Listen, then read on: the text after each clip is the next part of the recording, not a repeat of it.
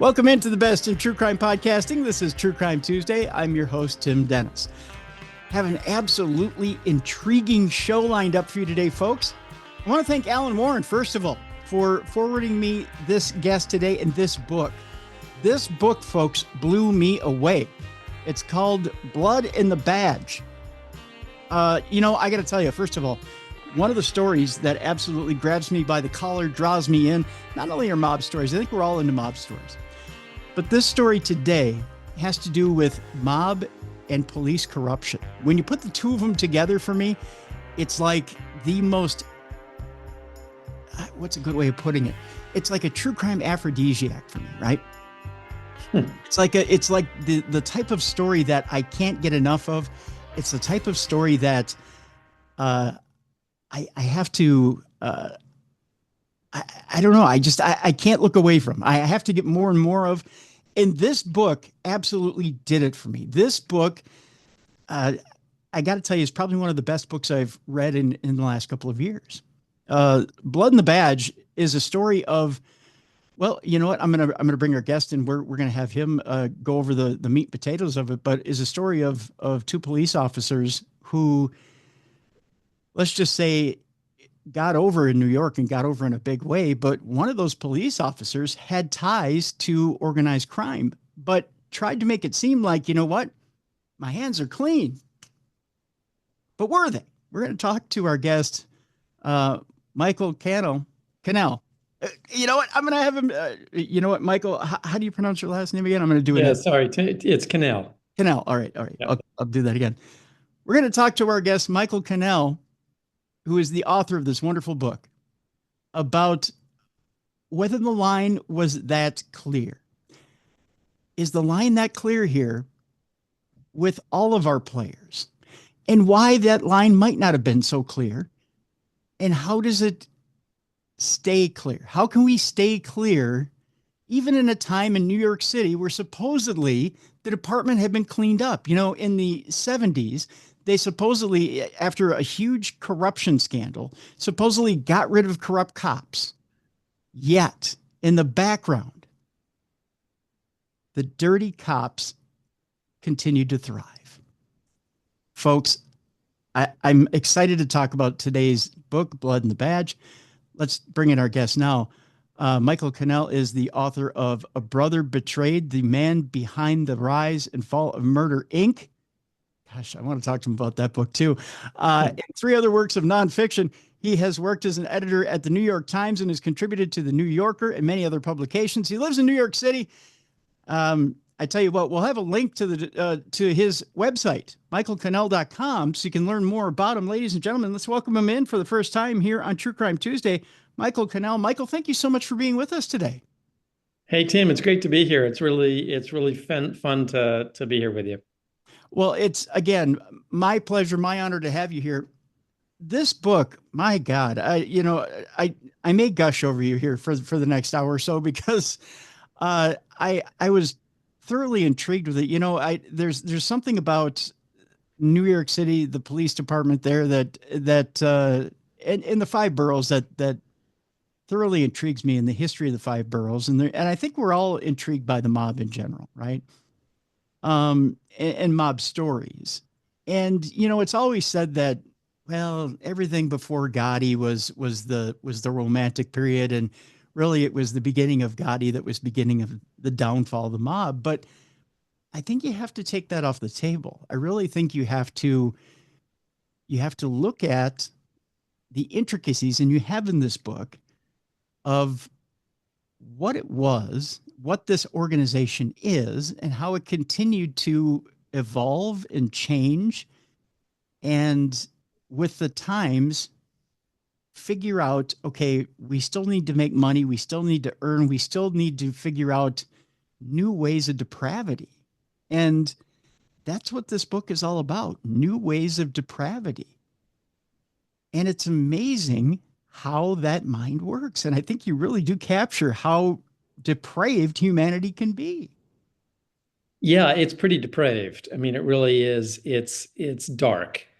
It doesn't get much darker than this. This is primarily, I'll just give you a little recap, if I may. This is Yes, please. primarily the story of a decorated detective, a high-ranking detective, by all accounts, an effective cop in the NYPD in the 80s and early 90s, a man named Louie Eppolito. He was born into a mafia family. His father was a capo or captain in the Gambino crime family. He was known as Fat the Gangster. And his uncle was also a capo, and he was known as Jimmy the Clam, right? So these are like names right out of The Sopranos. Right. Um, Not surprisingly, Louis Eppolito's father, Fat the Gangster, was a violent and abusive character, and Louis grew up in an abusive household. And weeks after his father died of a heart attack, Louis joined the police department. He went to the police academy, lied about his family background. I'm not sure how much of a difference it would have made because in those days, during the Vietnam War, the NYPD would have probably overlooked anything in order to sign up recruits. The Vietnam draft was depleting their ranks. At the police academy, Louis Eppolito was in a class where they showed the Mafia family tree, and one of his classmates said, "Oh, look, Louis, there's somebody with your last name." And he said, "Yes, that's my father." Um, Louis, I think, tried to be a good cop, but his family reeled him back in. Families have a way of doing that. He couldn't escape his bloodlines. And pretty soon he was doing favors for his family members and his friends. He was assigned to a unit called Robbery South in Brooklyn, and his partner there was a man named Stephencaracappa. So, like a lot of successful partnerships, they were opposites in every way. Louis was a big, heavy man, loud, boorish, boastful, sloppy, reckless. But his partner, Stephen Caracappa, was trim, quiet to the point of being almost mute, meticulously dressed. And one of the mysteries of the story is what happened between them that caused them to collaborate on the worst kinds of crimes. They were minor league corruption players until they went on to the Lucchese crime family payroll, and they were paid a retainer, $4,000 a month, to give the Lucchese underboss sensitive police information: who was about to be arrested, who was under surveillance, whose phones were tapped, but most importantly, who in the mafia was a rat, who in the mafia was a squealer, who was secretly talking to the police. And the worst part of it is that Eppolito and Caracappa would then be paid a bonus to facilitate the murder of those rats. And they did. They were involved in at least a dozen killings, and they got away with this for more than a decade. Isn't that something? You know, I want to take us back a little bit here. I want to talk about Louis Eppolito.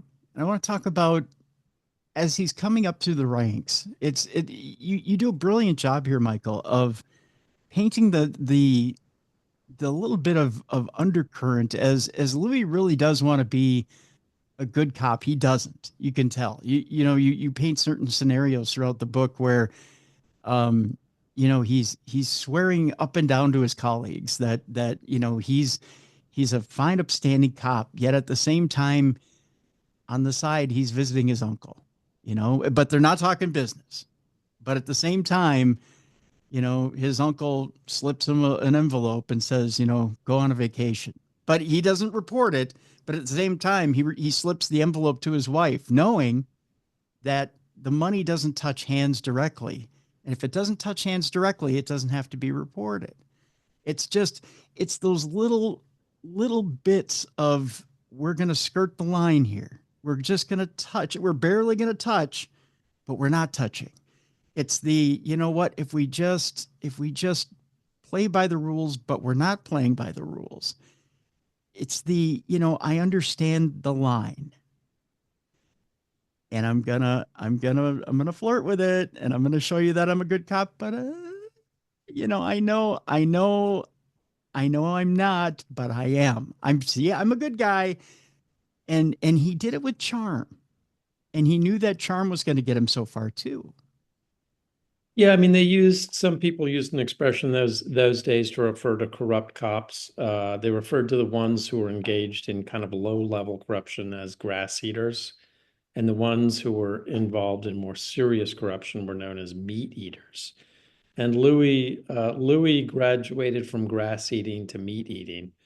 Um, I think I think in his mind, he was unclear for his entire adult life whether he was a mafiosi masquerading as a detective or whether he was a detective masquerading as a mafiosi. It was not, I think his identity, I don't think he was ever clear about his identity.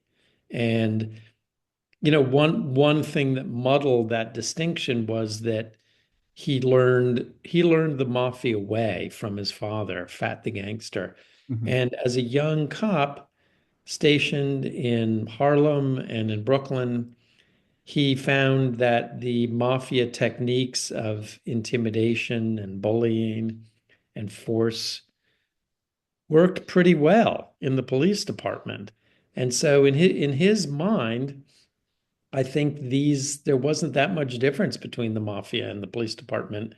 And you can kind of imagine how he would feel that way. These were both hierarchical organizations. They were rule oriented, and he was finding his way in the police department by applying the mafia rules to the police department. And now here's the dangerous game here, Michael. Like I had mentioned earlier in the program, the fact that, we had gone through corruption abound in the New York Police Department in the 70s. And we had just swept all that out. There'd been this wide sweeping wave of anti-corruption throughout the New York Police Department. So you had to know that Eppolito and Caracappa had known this. They had to have had this in their head that, you know what, eyes are everywhere, right? So how are we going to jump back into getting our taste when they have to have eyes on us? They have to know that they're looking for some of the stuff that we know we're going to do. So how are we going to build a better model of criminal if that's the direction we're going to go in? Especially if you're going to deal with organized crime. I mean, surely they know that they're looking for organized crime.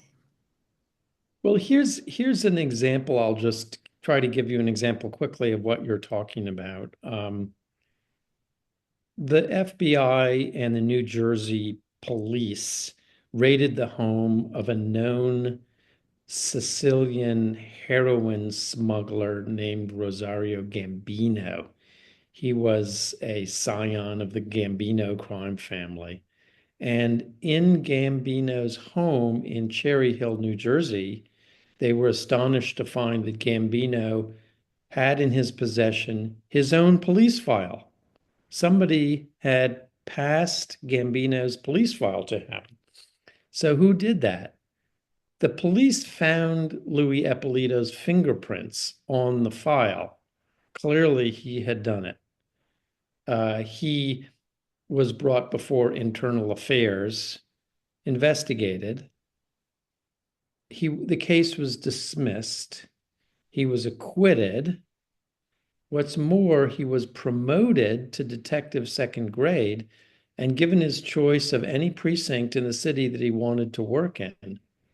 So why did that happen? I wasn't able to really find the smoking gun there, Mhm. but I have to believe that it happened because the NYPD, the police commissioner, Ben Ward, had suffered through a lot of embarrassing headlines, as you've said, Serpico, the Knapp Commission, and they did not have the tolerance for any more of that. And so they swept this under the rug. And maybe it was easier to do that because Eppolito had been until then had a very solid record as a detective and a beat cop. But that was an opportunity to nip this in the bud before it became a much larger problem, and they bungled it. They botched it. But isn't it telling, when he's given that choice, when they say you can pick anywhere you want to pick, that Eppolito says, well, okay, I want to go right to the neighborhoods. I want to go right to the candy dish. That's my favorite, right? I want to go right to the place, Michael, where I know and love. I want to go to the neighborhood where the influence is going to be strongest for me to get in trouble. Is that now? Do his bosses say, okay, go ahead and do it because they just want him to be quiet and not get them in trouble, or do they do that because they want to see if he's going to get in trouble? Well, no, I think it's the former and not the latter. I don't think they were setting him up to get in trouble. Uh, no, he went to the 6-3 precinct, which is the heartland, Bensonhurst, South Brooklyn, the heartland of the mafia, where he would walk down the street and be greeted by the wise guys who were drinking espresso in cafes. Uh, no, after he was acquitted by Internal Affairs, he very loudly he very loudly declared that he had been framed simply because he was an Italian American, and he had a kind of spiel, and he was very he had a message for the newspapers, which was the police brass set me up. They have a prejudice against me. Yes, I come from a sketchy family, but they're trying to tar all Italian Americans as being mafiosi. And I think I mean, this is speculation on my part, but I think that they were inclined to treat him with kid gloves because they wanted this problem to go away and they wanted him to be quiet. At that point, I mean, you could argue this, Michael. You really could argue that the NYPD has created their own monster. I mean, you've basically you set up the conditions for them to create a villain of their own making. You've fed the monster his own perfect conditions. He's in his own element. You've put him with his own kind. If you want to breed the perfect villain, you've given him the ammunition to do so. I think that's a really good way of putting it. And what's more, his best friend and partner, Stephen Caracappa, went to the Major Case Squad, which was the elite unit that investigated and coordinated the most important cases in the city. What's more, Stephen Caracappa was the point person for information and files in the Major Case Squad. So he was privy not just to police information, but FBI information, DEA information. So he could not possibly have been in a better position to know all the details of the mafia investigations, much of which he and Eppolito then passed along to the mafia. There, I mean, and whatever Caracappa didn't get or didn't have come across his desk, he went out and got, and he went out and got through sometimes nefarious means, uh, which I mean, he by all means was not a goody two shoes either. That Eppolito drug with him and made him do things. I mean, they were almost the perfect pair, which is amazing that you get not just one but two that are like that. That in an era where really the New York Police Department was trying hard not to have this type of corruption happen, they flourished in that type of environment. Yeah, I mean, you put it really well. They by turning their backs on this problem, the NYPD invited this problem to flourish and to become, I think, what most people would call the worst case of police abuse and corruption in the NYPD history, if not the history of policing in this country. Yeah, it's astounding. Some of the some of the capers is the only thing that comes to mind here that they managed to pull off. Um, I want to go over a little bit before we go to break here, a little bit of the mob history that allows them to ascend not only in corruption in the NYPD, but ascend throughout mob ranks because it takes a little bit of movement in the head of the mob in order for them to become a crystal ball, and that's the way that they're known as Eppolito and Caracappa uh, for one particular mafia don. Now, there's some movement in the Lucchese and Gambino families in order for this to happen, in order for them to ascend. Can you tell us how it started and who had to be bumped off in order for them to ascend? Well, I think you're referring to, if I understand you correctly, you're referring to the underboss of the Lucchese family, who was a man named Gaspipecasso. If you talk about the mafia, you're kind of talking roughly about two categories of people. The majority of the mafiosi were soldiers. I mean, they were soldiers who took orders and they followed all the mafia rules. There were certain characters who were really like sociopaths or serial killers, and Gas Pipe was one of those. And like many, I shouldn't say many, but like some of his peers, he was uh, subverting the excuse me, he was subverting the natural order of the mafia. He was um, the mafia bosses really felt like the mafia middle ranks of the mafia should not deal in drugs, but of course they did Mhm. because that's where the money was. And so in this period in the 80s, they the middle ranks began to make a huge amount of money, and they kind of went rogue, and they operated by their own rules. And Gaspipe fell into this category. He um, he hired these two corrupt cops through an intermediary, a drug dealer named Burtkaplan. And for a long time, Gaspipecasso didn't know who the cops were. That's why he called them the crystal ball, because he didn't know their identity. Of course, he called them a crystal ball because they were able to foresee the future. Um, so eventually, Gaspipe, who had spent his entire adult life killing informants, became an informant himself. And then Eppolito and Caracappa were really in trouble because Gaspipe knew he knew about everything that Eppolito had done because he had done it with them, and he was willing to talk to the FBI about it.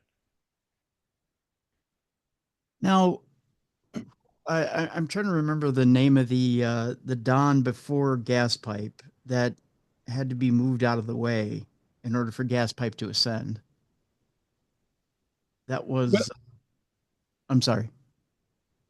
well, I mean, Gaspipe was a member of the Lucchese of the Lucchese family, and in those days, the RICO laws, Rudy Giuliani and others were using the RICO laws to bust the mob. Mhm. For the first time, prosecutors were able to go after the mob bosses and not just the little guys who pulled the trigger. And so there was a general reshuffling of the leadership at Yep. that time, and Gas Pipe was able to move up the ranks for this reason in a way that he otherwise wouldn't have. So they went away because of Giuliani. Giuliani had basically he had nailed a bunch of them because of the RICO laws, correct? And a bunch of them had went away. He had gotten the talk right before they had gone away. And Yeah, I mean some internal struggle as to who would take over the family.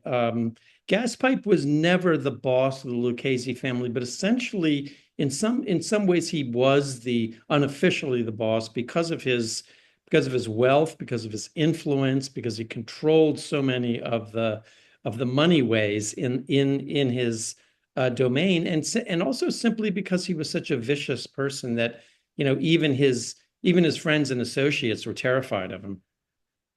there was a secondary boss, if I remember right, who did the he was the money guy. He was the earner, but he didn't want to be the decision maker. There's a secondary decision maker. Exactly. His gas pipe friend Vic Amaro was the nominal head of the Lucchese family at this time.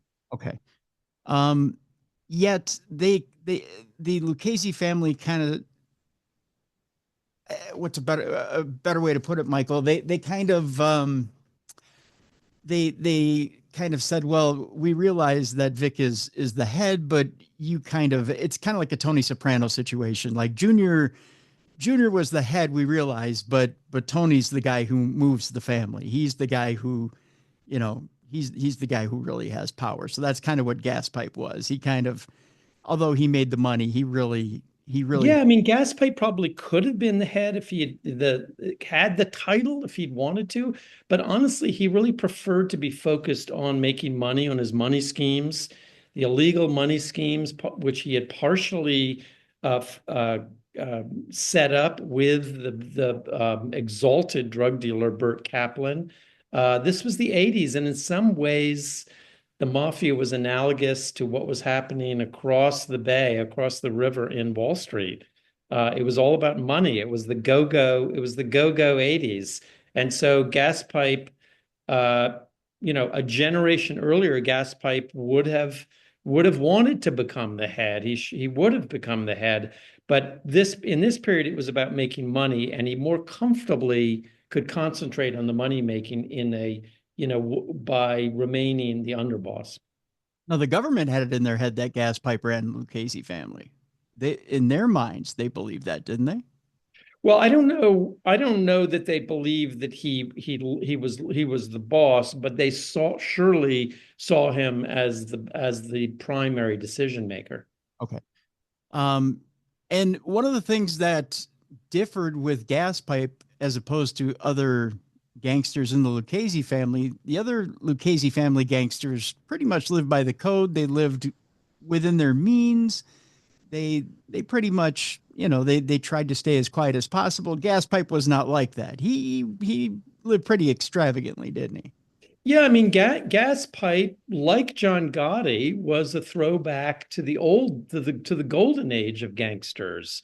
He was a throwback to the days of Lucky Luciano and Dutch Schultz, who would parade about town in expensive suits, surrounded by women and expensive cars. Gas Pipe, I mean, this is an example of what we talked about earlier about how this kind of new generation that came along didn't follow the old rules, and they didn't pay obeisance to the old bosses and their way of doing things. Gaspipe was a product of the '80s, and he had it and he was gonna flaunt it. Some of the more interesting stories in the book, and again, we're going to leave a lot of this so you guys can pick up the book, Blood and the Badge. He's such a fascinating character. I love the fact that you mentioned in there he hated his nickname, that his father gave him his nickname, correct? Yeah, it had actually been his father's nickname, and I mean there are different accounts of how his father got that name. I think most likely he got it because he used a literal gas pipe to wield his influence as a dock worker. Yeah. But as far as gas pipe went, he well, I'm not gonna give up. He had a designer for this house that he was building. Um, and just the fact that what was it? The doors on the house alone cost $40,000. Yeah, it was an example of an architecture style which some people referred to as mob architecture. It was on the waterfront in the neighborhood of Mill Basin. It was an extra and just a piece of extravagance. And um, Tony Soprano had a big house, but this was nothing like that. This was a mansion with, tricked out mansion. And just as an aside, um, it was reported in Newsday, a Long Island newspaper, that Gaspipe's wife was having an affair with the architect. Um, the architect was found dead in the trunk of a car, not surprisingly. And it was Gaspipe also had reason to believe that a federal prosecutor named Charles Rose had leaked this bit of information, whether it was true or not, to Newsday. And Gaspipe then hired our cops, Eppolito and Caracappa, to set up on, as they say, to surveil the prosecutor with the intention of killing him. In fact, they never did kill him, but it gives you a little bit of insight into Gaspipe's way of operating. I'm going to leave the story for the book, but there's a very funny story about Charles Rose himself for those of you who are fans of CBS. We'll just leave it that way, and you can go find that out for yourself. I laughed hysterically, Michael, at that story. It was very, very funny. I tell you what, we'll take a break right here. When we come back, I want to get into Eppolito and Caracappa and get into some of their dirtier crimes. These guys, by all means, were not just your typical, we'll write you a fake ticket and you're on your way type dirty crimes. These were not your headlights out and punch your headlight out and you're on your way. These guys got dirty and dirty to the point where, let's just say, lives were lost. And they did the mob's work and then some. Man, I tell you, this book, folks, is fascinating. Michael Cannell is our guest, and Blood and the Badge is the name of the book. We have a link in the description of this program. And again, folks, I encourage you to go get this book. Again, it's a wonderful tale, not only of police corruption, but police corruption in the mob. It's got a detailed uh, a it's actually Blood and the Badge, the Mafia, two killer cops, and a scandal that shocked the nation. I want to give you the full title. So but if you look up Blood and the Badge, if you're on Amazon or if you're on Barnes and Noble, wherever you're at, you put in Blood and the Badge, it will come up. But it's Blood and the Badge, the Mafia, two killer cops, and a scandal that shocked the nation is the full title of the book. When we come back, we'll be talking about Eppolito and Caracappa and exactly what kind of dirt they were doing for the Mafia and for Gaspipe himself, and just how badly this spiraled out of control. When we come back with Michael Cannell, our guest, again, the link is in the description of this program. Go get the book while we're gone. When we come back, deceit, dirt, and what kind of crimes two cops commit for the Mafia. When we come back on the best in true crime podcasting, this is True Crime Tuesday.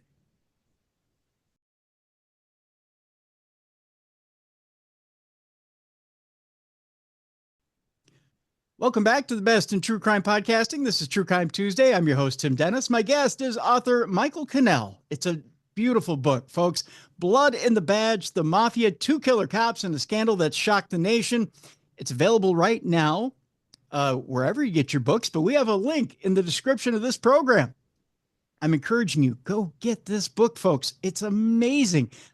First of all, I mentioned at the top of the program, if it involves a mob or mafia story, New York City, and police corruption, you've got me already. But when it's written as eloquently as this is, I'm hooked, folks. This has got to be one of the best books I've read probably in the last few years. I was just, I got to, again, Michael, from beginning to end, I was hooked on this. Not only that, but there's a Hollywood section to this as well. I'm going to skip ahead a little bit. in this book, and then we'll come back and start to talk a little bit about the crimes of Eppolito and Caracappa here. Um, Eppolito at one point decides, you know what, and we're going to go ahead a little bit here. As they get into retirement, he decides, you know what, I'm gonna take my story and I'm gonna roll it into a book, and then I'm gonna try to write screenplays. Yeah, it's so interesting, isn't it? Eppolito and Caracappa appear to have gotten away with this series of criminal and murderous activities. They collected their generous police pensions and they retired to a subdivision on the outskirts of Las Vegas. And oddly enough, they live directly across the street from each other. And I think there's a reason for that. I think the reason is that Stephen Caracappa, always quiet, always careful, always circumspect, was worried about what his partner, Louie Eppolito, was going to do. Louie was a loose cannon. He was a loudmouth. Now, Louis was always romanced by his association with the mafia and perhaps romanced by his life as a detective. And in his mind, he was going to parlay that into a Hollywood career. He wanted to play a tough guy in movies. And in fact, he did. He had small parts in a dozen movies. Most notably, he played a character known as Fat Andy in Goodfellas, the Martin Scorsese classic. He was, as you say, writing screenplays. He was trying to get them produced, and he also wrote a memoir. Now, if you had committed a long list of crimes, including homicide, with one of New York's five crime families, would you not keep it quiet? I mean, would Boy, you not try to leave it in the rearview mirror? Louis just couldn't do that. It was just not in his makeup to do that. So he wrote a book. Of course, he didn't describe any explicit crimes he had committed in the book, but nonetheless, it was a blunder.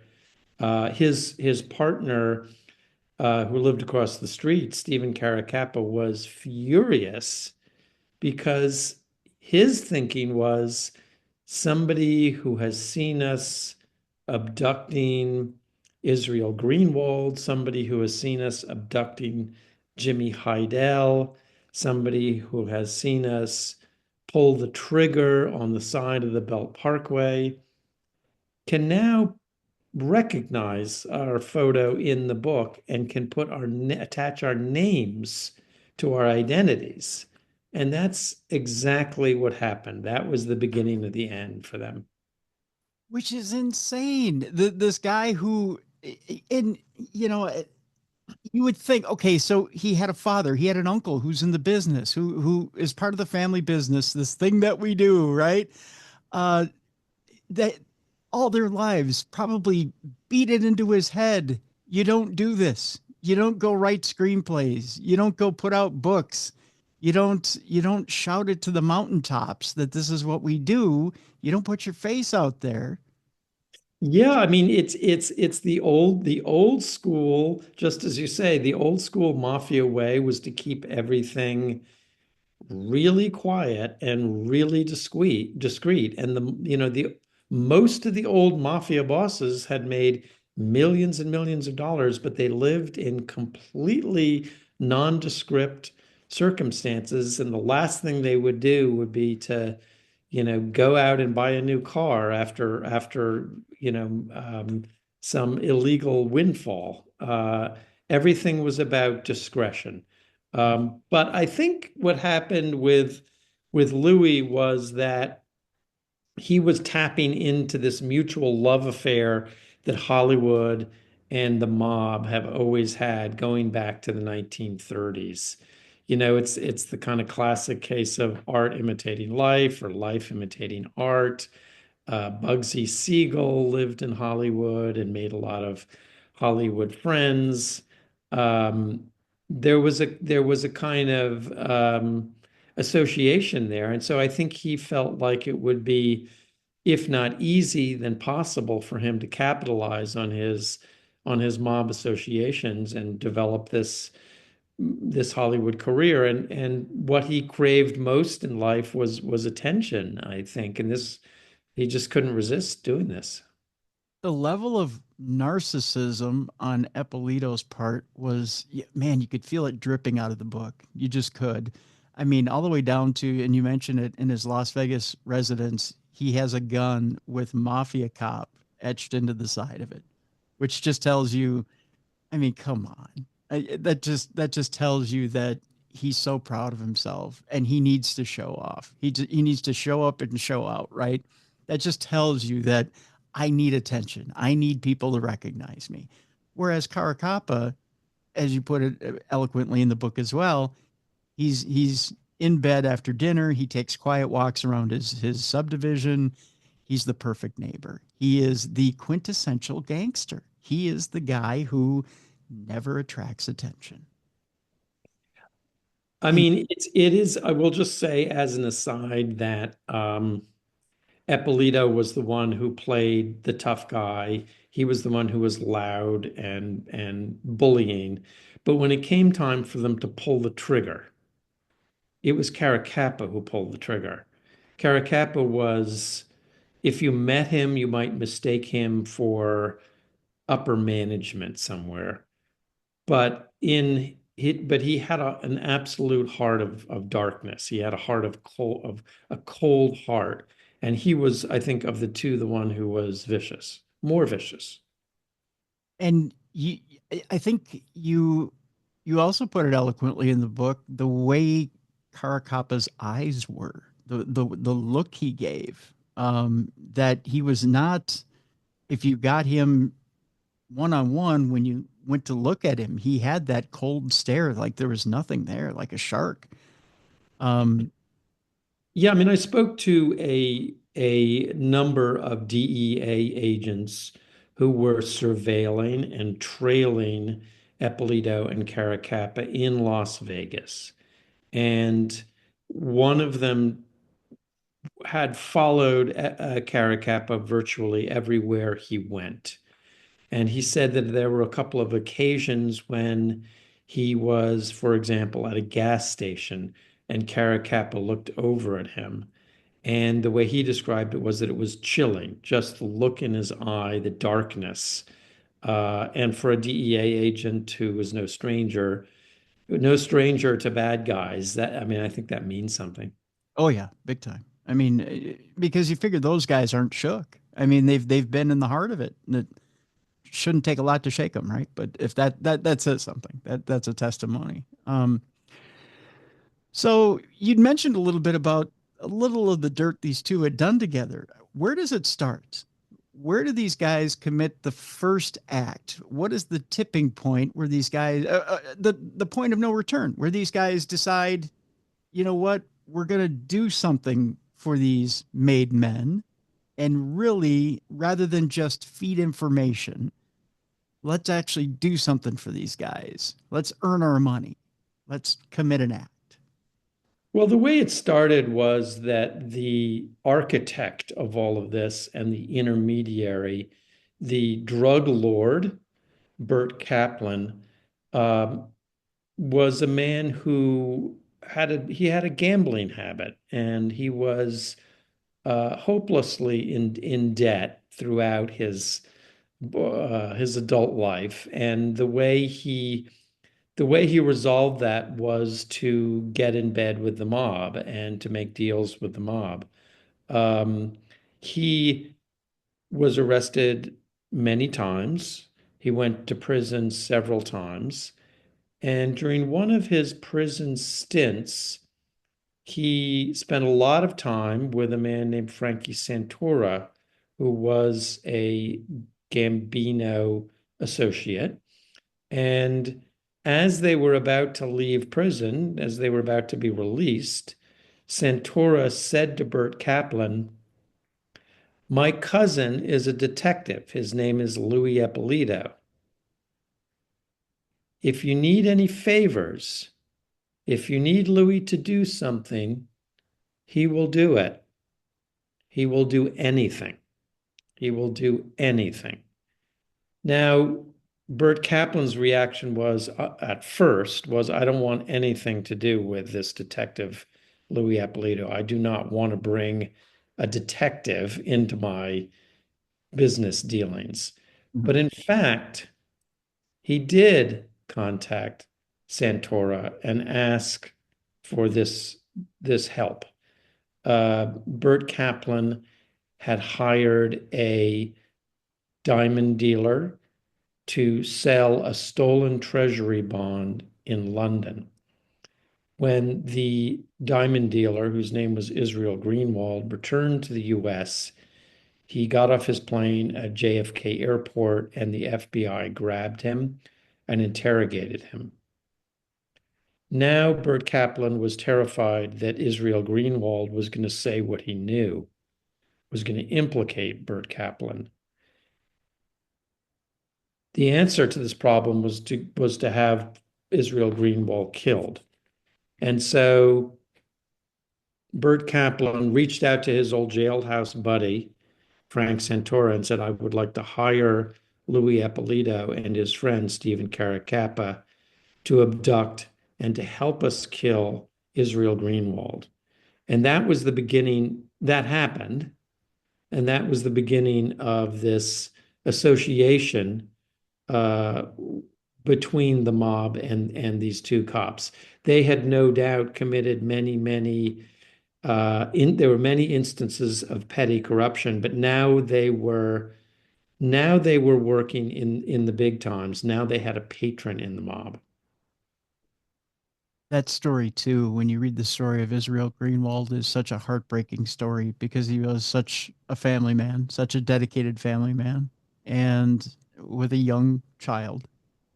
And um, his wife, for years and years and years, couldn't, young children actually, and for years and years and years, um, couldn't reconcile the life insurance policy for him, couldn't, uh, couldn't properly have a standing within her community. I mean, there's such sad stories behind that, Michael. And at one point, you even point out in the book that they lived right across the street from where Israel had that makeshift grave. I mean, they lived right across the street from where their father was buried. I mean, you're right. It's just, I mean, could not imagine a more tragic story because nobody knew what had happened to Israel Greenwald for many years. The family's life was suspended and held in some kind of abeyance. Um, they couldn't get the life insurance money without a body. In some way, his wife could not move on with her life. And she was so traumatized and preoccupied by what had happened, she could no longer really function as a parent or a mother to their daughters. And as you say, at one point they unknowingly rented an apartment across the street from the parking garage where Israel Greenwald was buried. Yeah. I mean, I, I, at that point, I was chilled. I was chilled to think, that those daughters at one point probably either walked to school or went to school every day, not knowing that their father was just right across the street. And that his wife left the house every day to go to work, not knowing that her husband was right across the street. I mean, that's exactly right. And if there is any positive note in this tragic story, it's that in fact Eppolito and Caracappa were eventually, after many reversals and complications, they were eventually convicted. Maybe I shouldn't give away the ending, but I am. Sure. And if you're writing a book like this, um, trials are gratifying from the writer's point of view because now you have all the players in the same room. You have the families of the perpetrators and the families of the victims sitting in exquisite discomfort next to each other.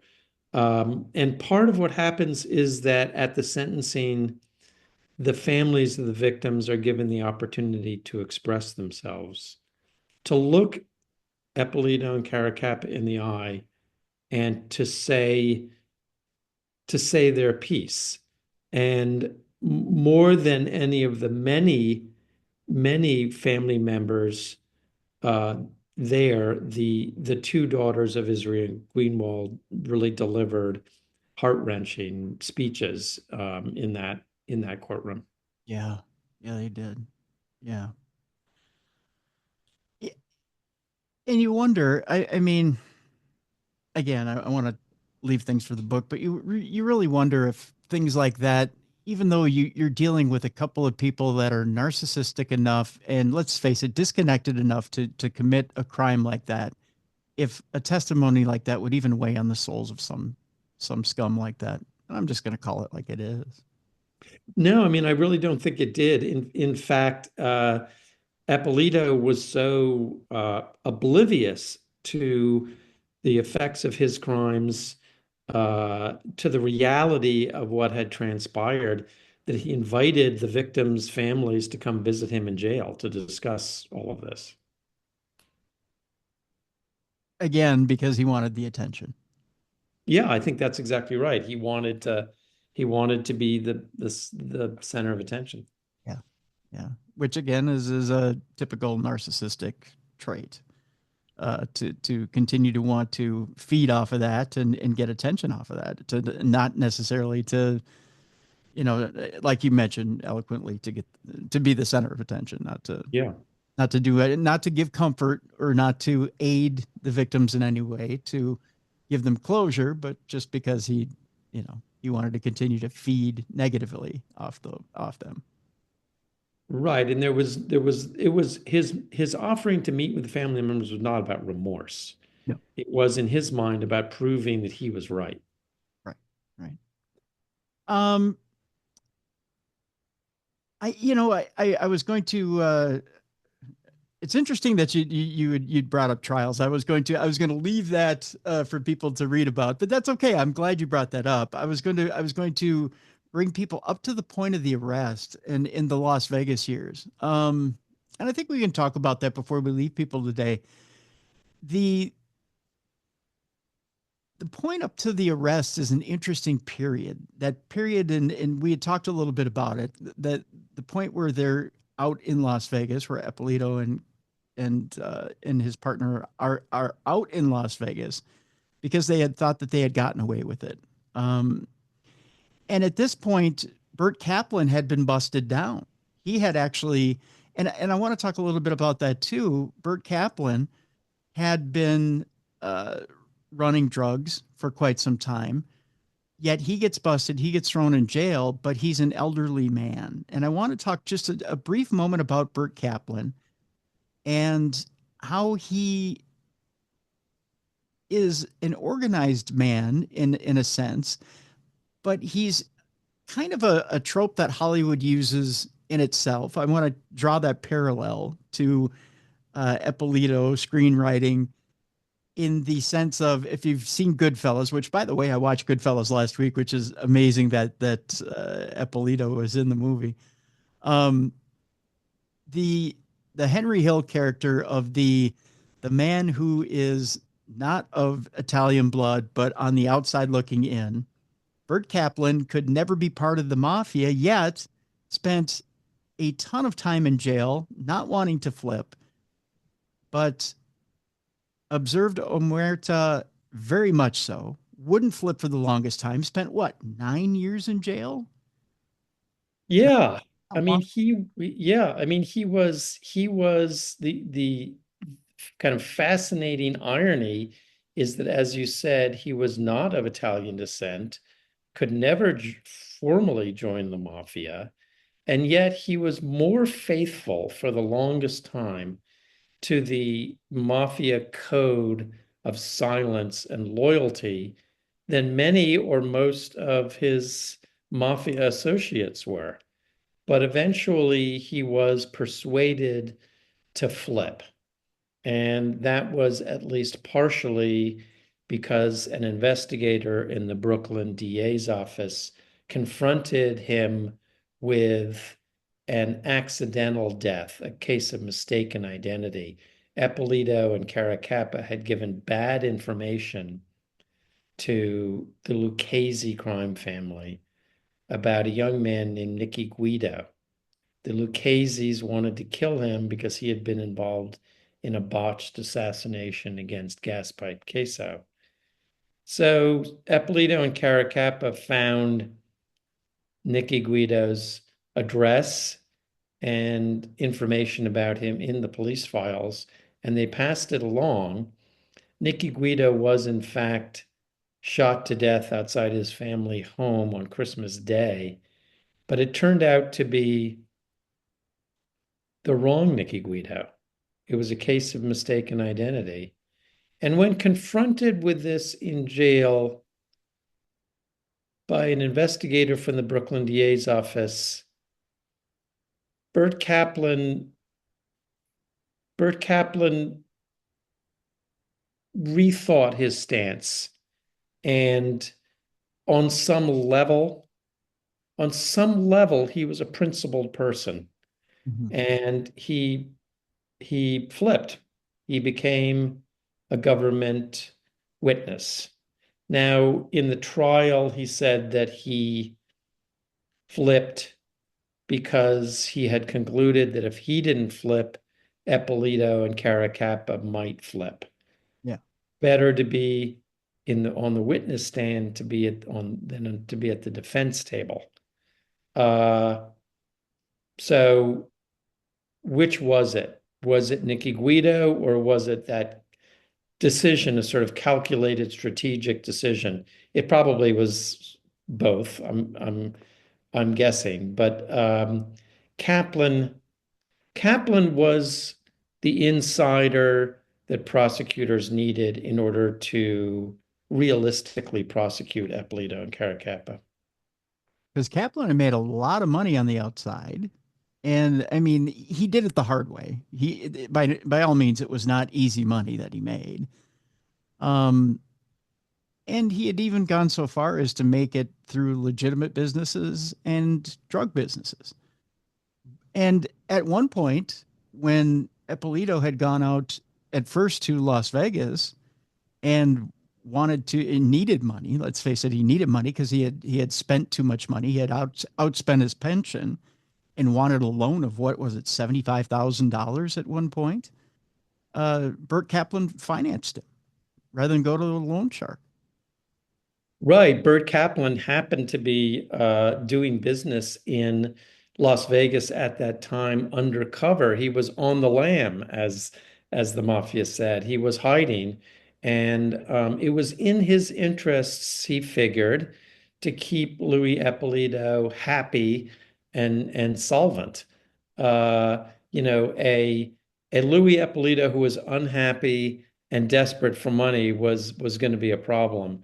So Burt Kaplan contacted his associate back in New York and arranged for him to FedEx tens of thousands of dollars out to Las Vegas, which he then gave to Eppolito. He kept some of that money for himself to bet on the Super Bowl, being a lifelong gambler.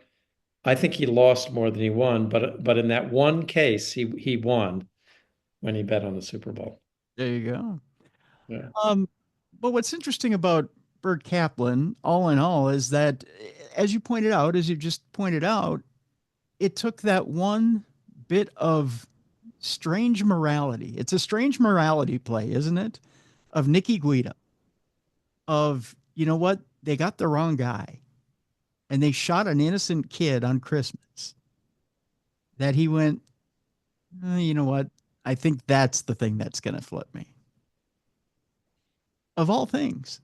Yeah, And I mean it's you would not think that in a story that involves dozens of deaths and bloodthirsty characters that this case of mistaken identity would affect somebody so much. It did for Burtkaplan. It certainly did not for Gaspipecasso, who was the one who was ordering these killings. When he was asked about it years later on 60 Minutes, he shrugged and said, "That's business. That's just the way we did business."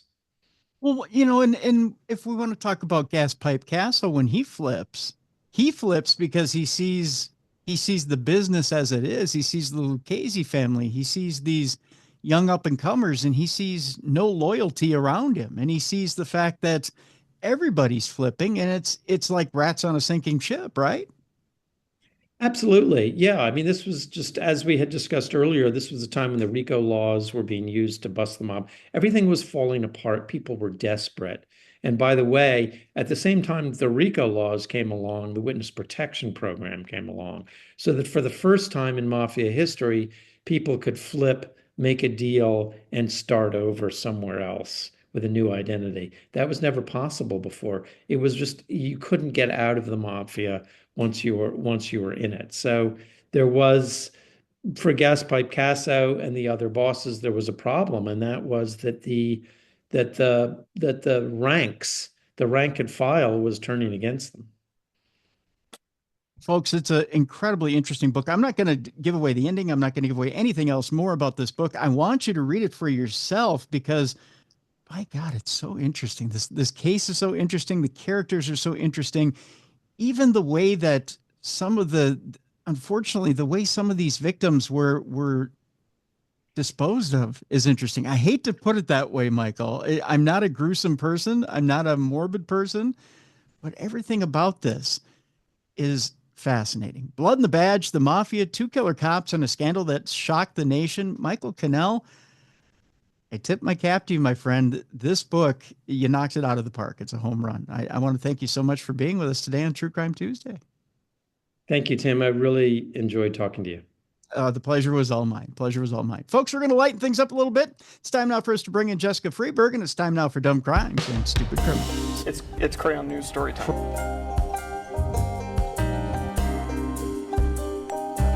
What happened with this dude, Christ Bearer?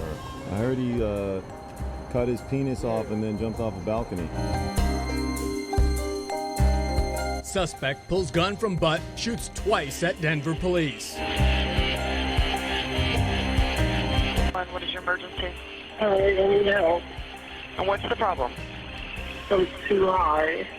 You're too high? Yeah.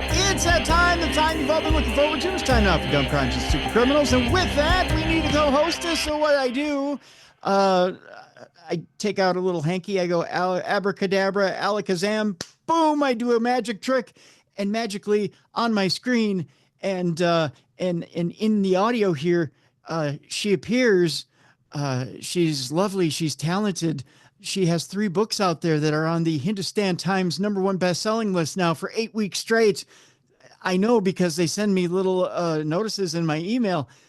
She's just right across town, freezing her lovely buns off, as am I, because it's 7 below right now. Ladies and gentlemen, here she is, Jessica Freeberg. Jess, how you doing?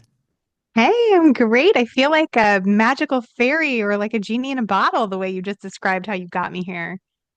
If you dress like the genie in a bottle video, our views would go up substantially. Oh gosh, I don't know. I used to have a really cool genie costume. Funny story, my husband borrowed it once for Halloween and he had to rip himself out of it because I don't even know how he got into it, but it was a cute costume. I'll have to buy another one. I'll wear it sometime, Tim. Wow. Now that's a commitment. That is doing the bit for the show. Wow. Not even all I have dressed. to work out for like a solid 8 months straight first to monitor my food intake. But That's kind of overcommitting to the bit. But hey, if you want to do it, I won't stop you. But I'm just saying that's more power to you. I'll just yeah. put it that way. It is cold here though. Boy, my dogs Wow. are just, oh my, I'm like, you guys have free pass. You can pee and poop in the house. I don't even care. I feel so bad for them right now. I do too. I do too. It's not fit for men or beast out there. I I have a hard time just convincing myself to take the recycling out to the cans, which are just right on the other side of the garage. I have to psych myself up to. No, that's a lot. And this is the time of year where I'm always like, why do we live here? Why? Right. I went out to see my nephew's hockey game on Saturday, and it was warmer at that point. I mean, it was like above. Yeah. Oh, yeah. But I have a parka for this occasion, which is a 56-degree below parka. It's like an explorer's parka that I got. I mean, they don't pay for advertising, but I'll name them anyways. Burlington Coat Factory, and I got it for $45 at the time. I think I got it like $6 or 6 years ago. 6 years ago for $45. This thing, and you can wander into today's weather at 7 below, and you could be toasty warm. You won't even feel it. Yeah, it's incredible the difference like the fabric makes and just my husband will go biking in this. Like he has this whole helmet that he wears. He looks like an alien.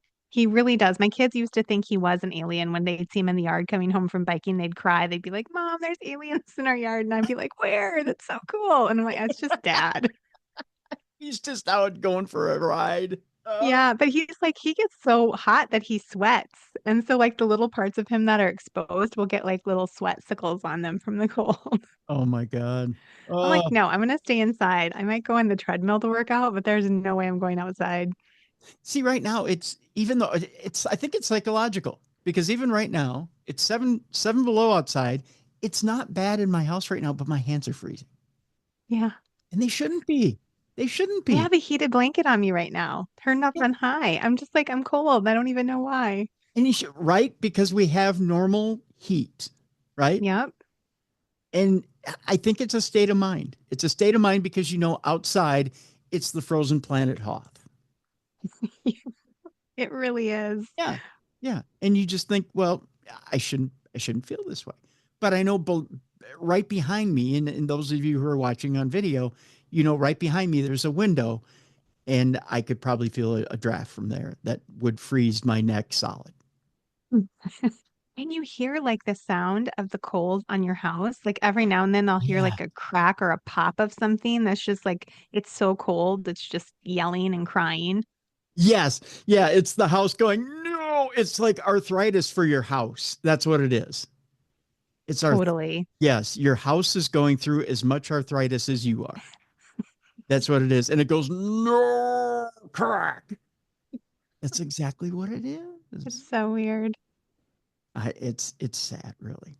Well, speaking of sad, we've got Dumb Crime, Stupid Criminals today. And boy, we have some sad stories. We've got some funny stories. We've got some ironic stories. We've got, I'll tell you, we're going to end up with not safe for work stories. And we have a palate cleanser today, which will tell you exactly how dumb our country has become. Oh, I'm ready for that. Let's just put it this way. Lawsuits have reached a new high, Jess, a new high as to why now we officially can't eat out in restaurants. You might as well just prepare your food at home. Don't go to another restaurant ever again. And especially don't use a condom. I know that sounds bad. But yeah, just stop, people. Just stop getting food from restaurants because you're too dumb to handle it. I can't wait for this one. It's coming up just a little bit. But first, we're going to go to California, Jess. Unfortunately, as you know, the wildfires out in California may not be so wild after all. It turns out that some of those fires may have been started by arsonists. I hate that. And we know this because two such dumb criminals were caught in the Palisades fire area. It turns out, we know this because these two people were incredibly dumb about how they went about it. Here's the story. Two people were arrested for impersonating firefighters using illegitimate fire trucks. What? Yes. You can't make this up. Now, for those of you who watch TMZ on a regular basis, there was a man who actually showed up in the hills in Hollywood and was caught by one of the men living up there. Now, keep in mind, he wandered into an area, Jess, where there's only 13 people who live in these hills. Okay. And this man came out, mind you, everybody has a cell phone that has a video camera on it, right? Right. He wanders into the hills, and I'll make this a short story, as short as I can. He wanders up into this area with a giant backpack on in an area where everybody knows each other, up a trail with a lot of vegetation, and he looks lost. Now, this man had went to bring his dog out to do his business. The dog is doing his business, and he happened to bring his 2 young kids out with him. Now, as soon as he saw this guy coming up his trail, which, mind you, this trail comes up to his house. There's only one place this trail goes, right?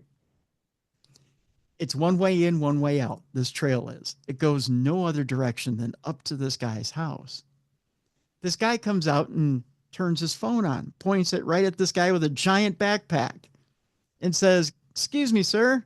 I'm just wondering, because we do have a lot of tumultuous things going on right now. And for the safety and sake of this neighborhood, I have to ask you what you're doing here."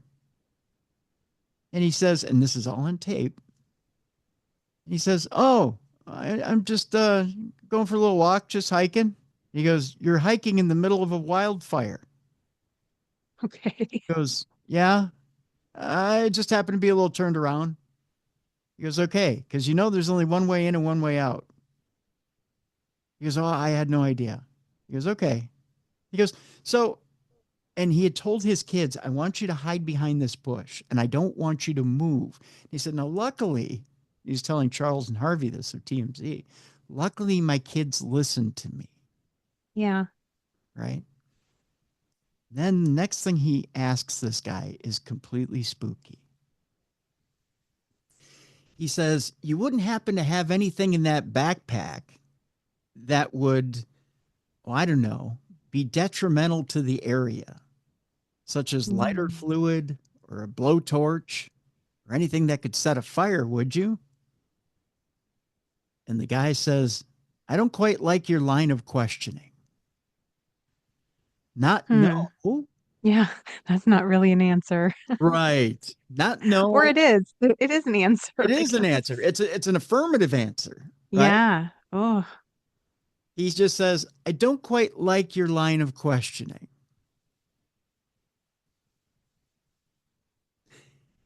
He goes, "Oh, well, is there a reason for that?" He goes, "You wouldn't happen to be harboring those materials in your backpack, would you?" He goes, No. I just have a safety kit with me." He goes, "A safety kit? And what would be in your safety kit?" And the guy goes, "I don't think that's any of your business." Well, he goes, "It is my business, because this area has been through a lot. And we all make it our business around here to make sure we're all Good for this guy. And at that point, the guy starts to turn around and walk back down the trail. Well, at this point, the guy gets a hold of the firefighters that are right at the base of this trail. So this guy is walking right down towards these firefighters and a few cops that are down there. So he manages to get a hold of them. They arrest the guy. And sure enough, in his backpack, lighter fluid and a blowtorch. Oh my gosh. Why? What is wrong with people? He was coming up to set the hills on fire. I just what is the motivation in that? I don't get it.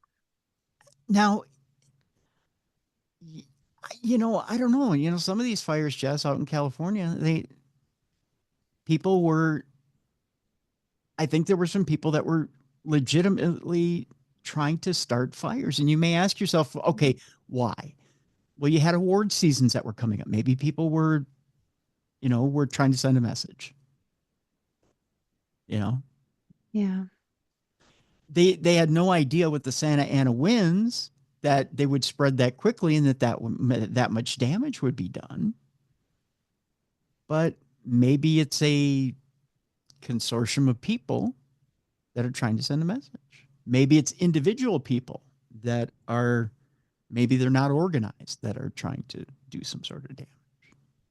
Yeah, it's wild. I mean, just like seeing my friends who are out there posting about what's going on and realizing like how far apart the fires are too. So it's not like a spark is jumping from one to another. And there's Right. no logical reason for that to be happening other than somebody's lighting fires. That's right. That's right. So, You're exactly right. And you're right. It's not a fire that's joined by, it's not, like you said, it's jumping from one place to another.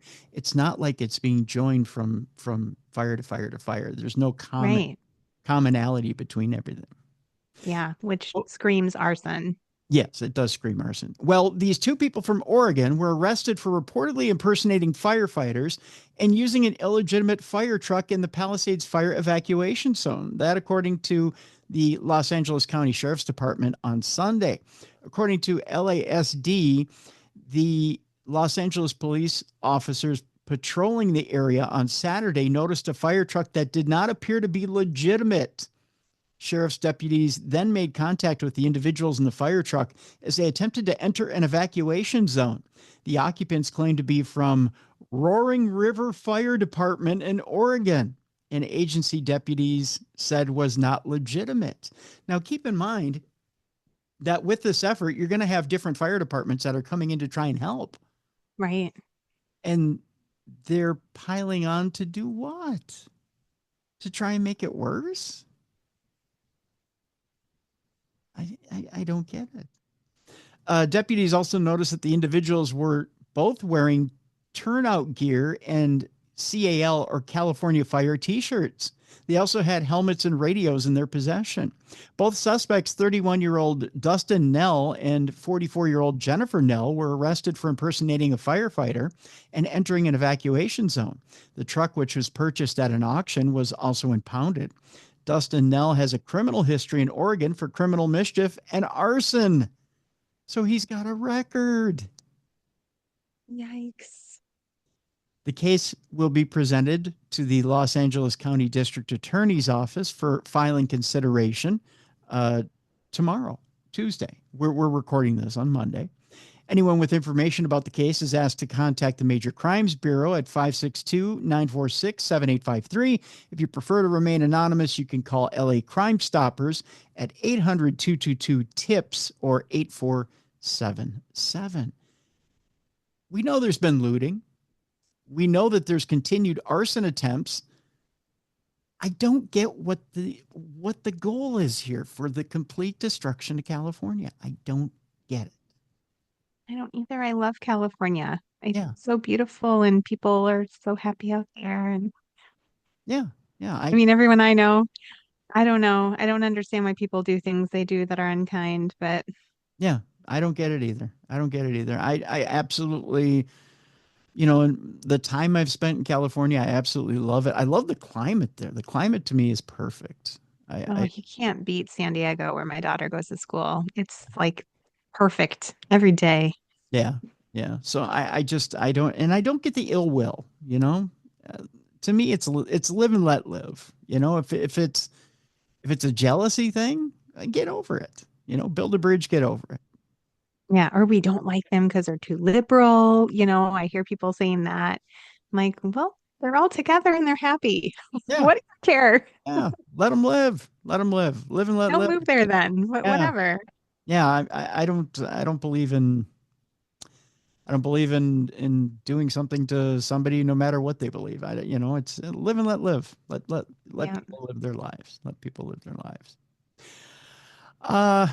Speaking of, this next story is unusual. We got this from a listener of ours. By the way, if you have a story for us for Dumb Crime, Stupid Criminals, send it in. Tim@darknessradio.com. We'll read it here on the air. This next story, Jess, has to do with a black cop who was accused of trafficking his white wife while flying to their honeymoon destination. What? Yes. Holy racism, Batman. An unusual story indeed. A retired police officer headed to Florida for his honeymoon was falsely accused of human trafficking by a traveler who spotted the ex-cop, who is black, with his new wife, who is white, and believed he was witnessing a crime in progress that, according to a bombshell federal lawsuit obtained by the Independent. In September of 2022, newlyweds Anthony Williams and this may explain it. And Katsarina, I believe it is Shasholka, were aboard American Airlines Flight 2408 from their hometown of Phoenix, Arizona to Miami when a fellow passenger became suspicious and reported the mixed-race couple to the cabin crew. According to the complaint, the passenger claimed that the 63-year-old Williams was transporting 34-year-old Shasholka against her will, an obvious example of racial profiling and object discrimination, it says. He had no reason to believe that Shasholka was in any danger, the complaint goes, which includes a selfie of the happy couple took during the flight of themselves smiling and enjoying themselves. I'm going to show you this selfie here, Jess. Did you say he's 60 and she's 34? Yeah, he's 63, she's 34. You tell me, does she look like she's being trafficked in this selfie? Nope, she looks quite happy. That's right. I think it looks like a happy couple that they're just on their way to Florida to have a good time. Wow, that's insane. Yeah. No trafficking going on there. They look like a happy couple on their way to go have a good time. Boy, oh boy, man, oh man, of Shevitz. For the rest of the story here, nevertheless, crew members took the passenger at his word. Oh my goodness. Now wait a minute. Okay, how do you not know? Okay, so you probably come up, you've asked them if everything's okay, if they'd like something to drink, maybe they'd like a little snacky snack, whatever.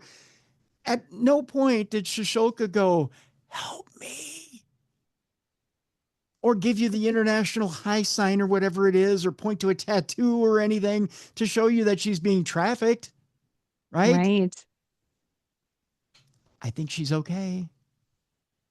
Why would you think that this guy who doesn't know them from Adam is right? Oh, people. Wow. There's a song by Public Enemy called "By the Time I Get to Arizona." I think Chuck D was right. That's all I'm gonna say. So they took the passenger at his word and, without doing any of their own due diligence, told law enforcement that Williams was trafficking his own wife, according to the complaint. Wow, we're just going to make this a matter of fact. Yeah. With the police. In 2020, well, mind you, this was in 2022, September 2022. They couldn't have just asked them, by the way, are you together? Or, we hate to ask you this, but there's a racist behind you who thinks that maybe you might not be together. Can we see some ID? Hate to do this. Upon landing, this is a quote, "Our clients were falsely imprisoned by American Airlines employees who escorted them off the plane and were made to wait, confused and embarrassed, as the other passengers were deplaned and walked by them," the complaint goes on. Aww. That is the worst thing ever. Williams and Shasholka were then questioned by officers with the Miami-Dade Police Department, leaving the two humiliated, the complaint contends, which says the entire interaction was captured on camera. That's just crazy. My God. The experience has since caused the two mental pain and suffering, sleeplessness, paranoia, panic attacks, fear, anxiety, and embarrassment, the complaint states. In a phone interview on Tuesday, Williams told The Independent that he contacted American the next day and was told to file a complaint online, but has never heard back since. Of course, yeah, file it online. He said the episode continues to affect both him and Shasholka, who recently had a panic attack while the two were flying to Dubai. I don't blame her. Wow, they're really traveling. Hey, when you're retired, I mean, he's a retired cop, you've got. Yeah, good for him. He got a hot wife who's 30 years younger, and he gets to travel all over the world. He's living the life. Heck yeah. Right?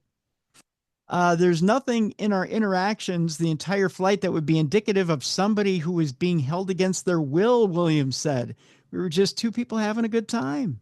Yeah. And I mean, they're smiling, having a good time in the selfie. I mean, what would make you think that anything was happening? Attorney Jasmine Rand, a noted civil rights crusader who has represented the families of Trayvon Martin, an unnamed black teen who was shot dead in 2012 by an overeager neighborhood watch captain, and George Floyd, an unarmed black man strangled to death in 2020 by Minneapolis police, filed the suit on behalf of Williams and Shosholka. My client is a retired police officer, Rand told The Independent. He spent his life fighting crime, and now to be accused of a crime so heinous as trafficking his own wife is unfathomable. He's committed to fighting for justice for himself and for others that have suffered racial discrimination at the hands of American Airlines. Doesn't surprise me that it was American, by the way. I'm just saying.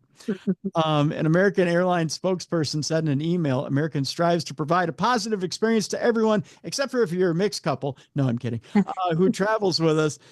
We are reviewing the allegations of the complaint. I don't think they're reviewing it too hard. I don't know if you've ever filed a complaint with American, but you don't hear for like 6 months to a year. And even then they say They're just like, we're hoping if we ignore this, it will just go away quietly. That's exactly what they do, Jess. Yeah. And even then they send you a nice summary at the end of the year saying it was your fault.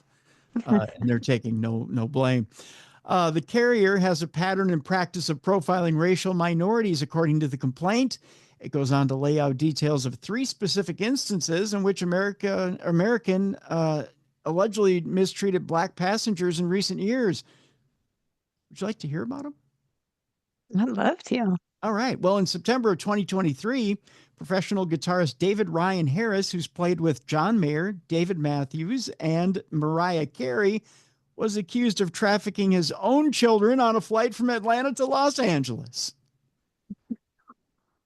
Well, technically you own them, so you should be able to traffic, right? At least take them from place to place. That's technically traffic. Sure. Yeah. Jesus. Upon deplaning, Harris and his sons Truman and Hendricks were intercepted at the top of the jetway by an American Airlines employee and 4 police officers who had been notified by a flight attendant that called ahead with some sort of concern that his biracial children were not his children, but they were unresponsive during an interaction with her. Oh my. Maybe they had their headphones in. Just saying. Maybe they're ignoring you like they probably ignore most adults at that age. Yeah. Yeah. Maybe they just didn't want to talk to you. Yeah. Maybe they were rock stars' kids. Go figure. American later expressed regret for what had happened by saying in a statement, her flight attendant in question wanted to make sure that you were aware that they sincerely offer a heartfelt apology to you and your family for their actions and the result that their actions generated. Because we didn't realize you were a rock star. Sorry. Can I get free tickets and backstage passes? Right. In January of 2024, 3 black men who did not know one another and were not seated together were kicked off American Flight 832 from Phoenix to New York City after a white flight attendant complained about offensive body odor. What? Yeah, holy 1950 Batman. I just thought that's part of the flying experience. Yeah, normally it is. Yeah. I know a lot of people who don't shower that probably should before they get on a flight.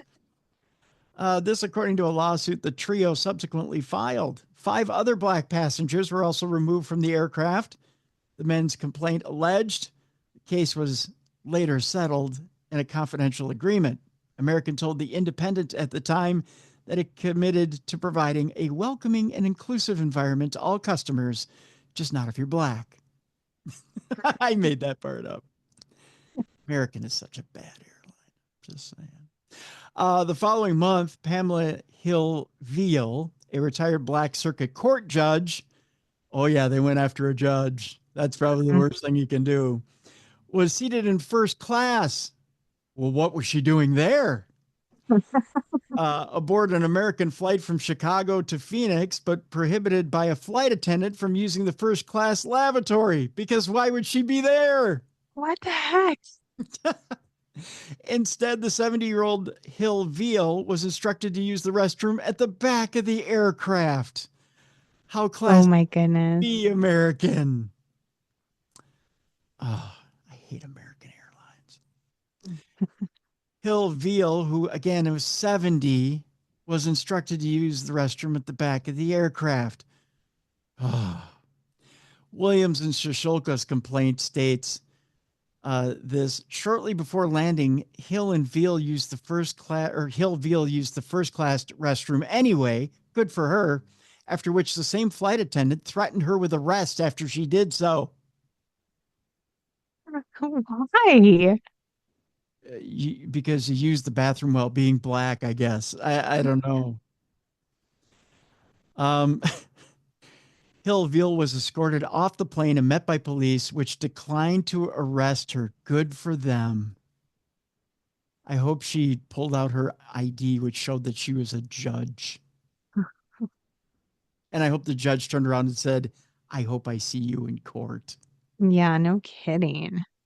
American Airlines and its employees had a duty to protect Williams and Shishulka from false accusations of criminal misconduct and of misconduct that could lead passengers to being removed from the aircraft, threatened with arrest, and subjected to racial profiling, harassment, discrimination, false imprisonment, and intentional infliction of emotional distress. As dictated by federal law, their complaint argues, Rand said on Tuesday that American Airlines had no excuse for falsely accusing my client of human trafficking of his own wife. And it is yet another case of clear discrimination and racial discrimination at that. By the way, American has 21 days from January 9th, the date Williams and Shishulka's lawsuit was filed, to respond to the allegations. After they get done pissing down their leg, they'll probably trying to think of something. I'm not sure what it'll be, but it'll probably be, we don't like black people. And that'll be it. That'll be all. That's just crazy. I would hate to work in the legal department for American Airlines. They seem to get in a lot of trouble. Right? That'd be the worst job in the world, wouldn't it? American Airlines. I think so. They probably get paid really well, but how much money would you? There's not enough money in the world to work in legal at American Airlines. you're like, I have to defend you against what? Again? You did that again? Come on, guys.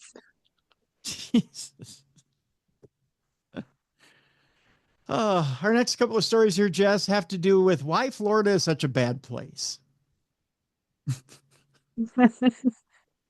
Yes, we're going to It's very entertaining, though, Tim. I do like Florida because it makes me laugh. Well, these are kind of, the first one is a very cruel and unusual story. The next one is a sequel story. Ooh, okay. Yeah, it's a sequel story. And it's a very dumb crime by a very stupid criminal. But it's got screen printing involved. So you're going to like it. I'm going to say a headline that's going to make you laugh. He pulled it out of my hand. But it's not what you think. Video shows a Florida man attacking an 83-year-old woman outside of a store and snatching her $200 winning lottery tickets. What? Welcome to Florida. Not cool. No. A Florida man's behind bars after he was caught attacking an elderly woman in an attempt to make off with her lottery winnings. The Orange County Sheriff's Office posted surveillance video that captured the violent robbery on January 15th at a gas station. The footage shows a man deputies identified as Diego Tavares Fleury approaching 83-year-old Ruth Monroe and trying to snatch her money. Monroe steps back and hides her lottery tickets, wary of Fleury's movements. At that point, a gas station manager steps outside to intervene in the interaction. Well, good for the manager. I mean, it's rare that you see that these days. Yeah, but he's a hero. yeah. Fleury, indifferent to the manager's presence, then lunges at Monroe and attacks her. The scum. The manager springs forward to grab Fleury to separate him, and all three are seen grappling on camera.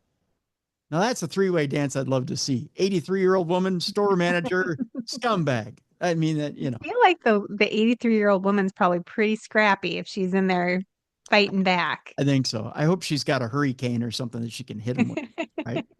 Yeah. Yeah. I'm 83. I've never gotten punched, but the look on his face that he was about ready to, and that's when he pulled it out of my hand and went that way. The woman told WESH of the terrifying moments. She started out strong and ended horribly with that statement.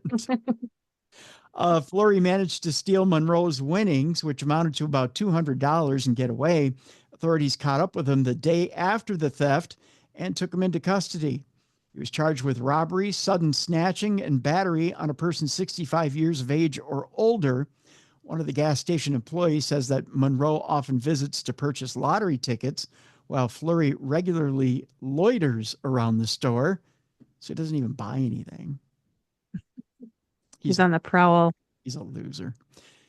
He's troublemaker. A. Sun Lee said he just hangs outside. He must be the shopkeeper. Lee and another regular customer says that gas station manager is always keeping a lookout for customers to ensure their safety on the premises. Well, good for him. I'm not surprised that the management did. They really did a good job around here. Like I said, keeping people safe, customer Debbie Davis said. So I never have any qualms about stopping here, no matter what time, day or night. Well, there you go. Management's on the lookout. He got involved. He gave a right cross, but the guy still got away with the $200, even though he was caught the next day. Yep. And Granny has quite a story to tell. That's right. She's like, they got him eventually. I gave it my best shot. He's lucky he didn't break her hip or something. I mean, because really, you break a hip of a person who's in their 80s, that could be the last straw that leads to their full decline. And then you just murdered someone for $200 lottery tickets. Well, that's the thing. It could have been murder over $200, and then he's up the river for good. Yeah. Idiot. Yeah, that's for sure. Over $200. It's really not worth it. All right. Our next story, Jess, is a sequel story. Do you remember? I don't remember if it was you or Mally that was in this week about the bag that said definitely not a bag of drugs. Yes, I do remember that one. Let me introduce you to part 2. Definitely not a full bag of drugs.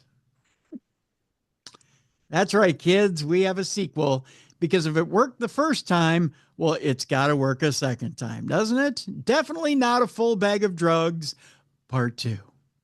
And of course, it had to happen in the same state. Hopefully it's not the same person. Well, we'll find out.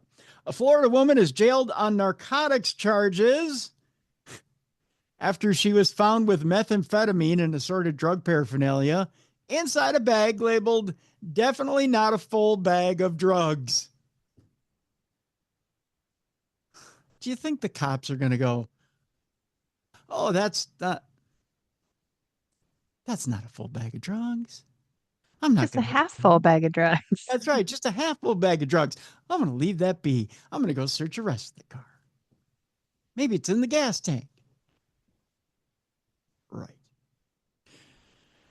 An Oregon woman was arrested 3 months ago when she was found with drugs stashed inside an identical zippered pouch. 31-year-old Taryn Acree was collared Saturday following a traffic stop in Brevard County.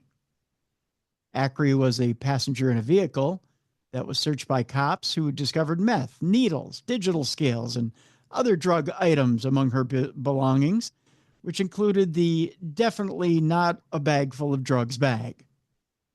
By the way, if you'd like to see a picture of this young lass, this is her happily accepting her penance for... Oh, she looks so sad. I don't think I've ever seen a sadder face in a mugshot. Oh, look at her. Oh, she's just like... Like, dang it, the bag didn't work. Nah. I think it's the saddest face I'll see all day. That's what I think. It is. Yeah. Charged with possession of meth with the intent to sell or deliver, a felony and a misdemeanor paraphernalia count. Acree is locked up without bail in the county jail. That's a poet and I don't know it line. She is scheduled for February 13th arraignment. At the time of her January 18th arrest, Ackery was free on $15,000 bond in connection with an arrest earlier this month for possessions of several baggies of meth. You could say she has a problem. Think she might. Yeah. The definitely not bag was seized by police. Where they put what in it, Jess? Definitely not more drugs. Yeah, go figure. We call that irony in the biz. Just saying. Speaking of drugs, we got another drug story here. A drug counselor is busted for selling crack cocaine to undercover cops. Oops. Well, you always wonder what happens, when you go to treatment. And, you have to, if you end up going to treatment and, some people get their last little fix before they go, they're like, let me get high one last time before they put me in for 30, right? Well, you got to eventually turn over your stuff to the drug counselor. What does the drug counselor do with it? Gives it to the rats. Yes, give it to the rats in Houston. Wow, way to connect that to last week. I know. That story haunted me. Did it? In a good way. Oh, okay. All right. Well, I'm hoping the rats are having a good time in Houston too. I think so, yeah. No, what'd they do with it? What'd they do with it? Well, in this case, a drug counselor at a New York State rehab facility decided, you know what? I might make a little extra money off that stuff. Why should I do the upstanding thing and flush it down the toilet or get rid of it when I can resell and make a little extra money off of the money I'm not making working at this rehab facility? Right? Which I feel really passionate about rehabilitating people who use drugs. Right. But first of all, let's not get it twisted, right? Number one, let's help the community and clean up drug abuse everywhere, right? Let's get clean, right? Crack is whack. But second, if crack is whack, let's help out the whacker ones in the community, right? Mama needs some cash. That's right. That's right. Daddy got to make a living too. That's all I'm saying. Daddy got to eat, right?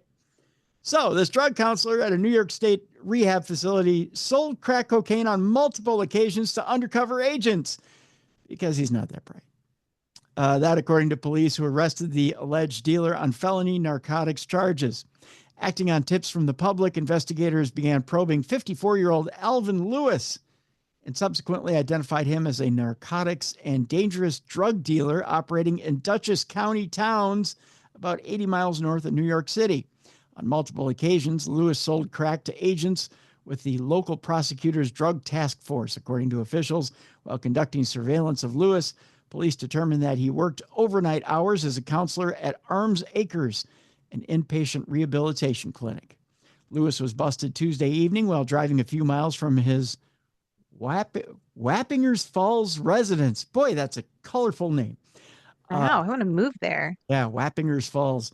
It just sounds like you probably shouldn't touch yourself in that town, Wappingers Falls. Just saying. Subsequent searches of his home and vehicles yielded crack cocaine packaged and ready for sale. Oh, so he had it all ready for him. Wow. Yeah, how nice. Lewis, who is being held without bail, is expected to face additional charges. An online search of credentialing records maintained by New York's Office of Addiction Services and Supports returned no records under Lewis's name. So he may not be a legit drug counselor after all. I'm shocked. Whoops. It seems like maybe he had that job so he could get drugs. You think? Yeah. Well, it's a great place to get a supply and not have to pay for it. Just saying. Smart guy. Stupid criminal, but stupid criminal, but great supply guy. Just saying. He's thrifty. That's a good way of putting it. He's thrifty. Yeah, thrifty. Our next story here, Jess, has to do with a crafty preteen. We'll put it that way. One guy not so clever, preteen clever. We're going on extremes here. A sheriff's office shared body cam footage of a 12-year-old being apprehended after taking his parents' car for a joyride. 12. Well, even 12-year-olds got to get around. Just saying. Sometimes a bike just doesn't get it done. Right? Did you ever think of just taking the parental unit's car at 12? No, no. I had a deep and healthy fear of my parents. Boy, I you would and me have both. Yeah. I would have never. Yeah. I just think I wouldn't have survived the beating I would have got at 12. Exactly. Yeah. I took my bike everywhere, but Oh, yeah. Yeah. Yeah. I would. I rode my bike probably 3.5 miles to go get comic books. yeah. Yeah. But would I have taken the car 3.5 miles to get comic books? No, because I wouldn't have lived to come back. So, yeah. We go to Clare County, Michigan, where a 12-year-old boy was apprehended after he took his parents' car for a joyride, according to the Clare County Sheriff's Office.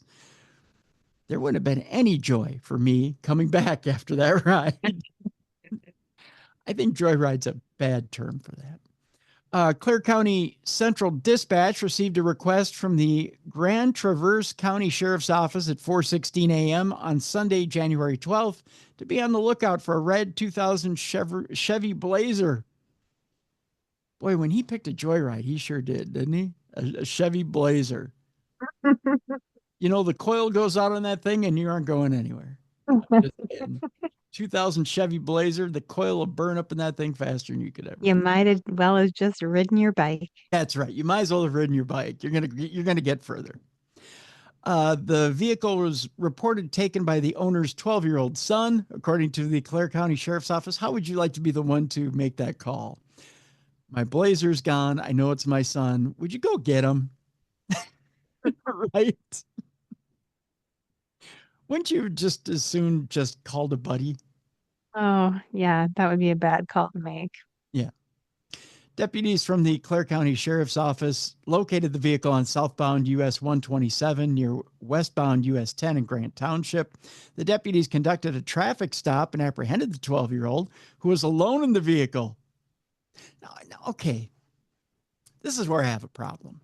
If I'm 12, right, and I just stole my parents' Chevy Blazer, I'm finding a girl to impress, first of all, right? Picking at my friends. Or picking up my friends. Right. Okay. So, Jess, one of two things. I'm finding a girl, right? Hey, baby, I'll be back to pick you up later. Remember that commercial, right? Mm-hmm. You get one of those little Mr. Microphones.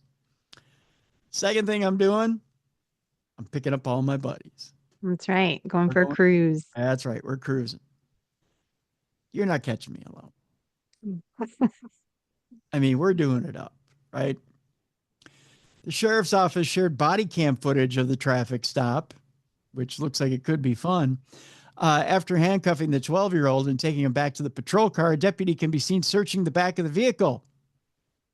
Guess what they found back there, Jess? What'd they find, Tim? Evidently, he was about to go have some fun. They found a 12 gauge in the back and some weed. No, that's a terrible combination for a 12-year-old. Yeah, it is. And let me tell you this much. He wasn't going to throw the weed up in the air and shoot it. I'm thinking that wasn't the first plan. Yikes. Yeah. The sheriff's office said it was a 12 gauge pump style shotgun with numerous rounds of ammo and a small amount of marijuana. Holy crap. So he was going to get high and then play with a gun. Unless it was dad's. Oh, Either way, dang. there's trouble in River City. The 12-year-old was taken to the sheriff's office where he was held until his parents picked him up. The report was sent to the prosecutor's office for charges. How would you like to be 12 and have a record already for gun possession and a weed charge? Yeah, and stealing a vehicle. Yeah. So bad. Boy, you're loaded up already at 12. You're already a dumb criminal. Yeah, and we're already talking about you. Yeah, Kudos, young man. You've already made the news, kid. There's nowhere to go but down. I hope not.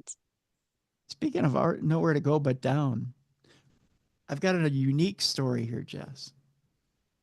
A criminal trying to be more than he already is. A criminal who thinks he may be going to heaven, but he's going straight to hell. But he's at least got the outfit if he's going to heaven. Oh, is he dressed like an angel? Close.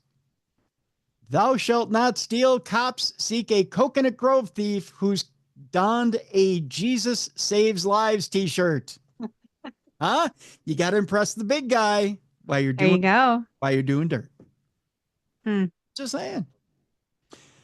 We go to Miami, Florida, where Miami police announced Friday that they were seeking a man seen on camera wearing a Jesus Saves Lives shirt who wasn't exactly following one of the 10 commandments.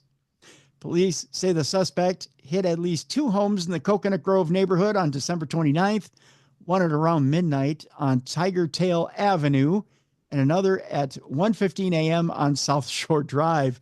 In the Tiger Tail case, police said the suspect, described as a white male donning the aforementioned black T-shirt and white ball cap, stole the victim's vehicle.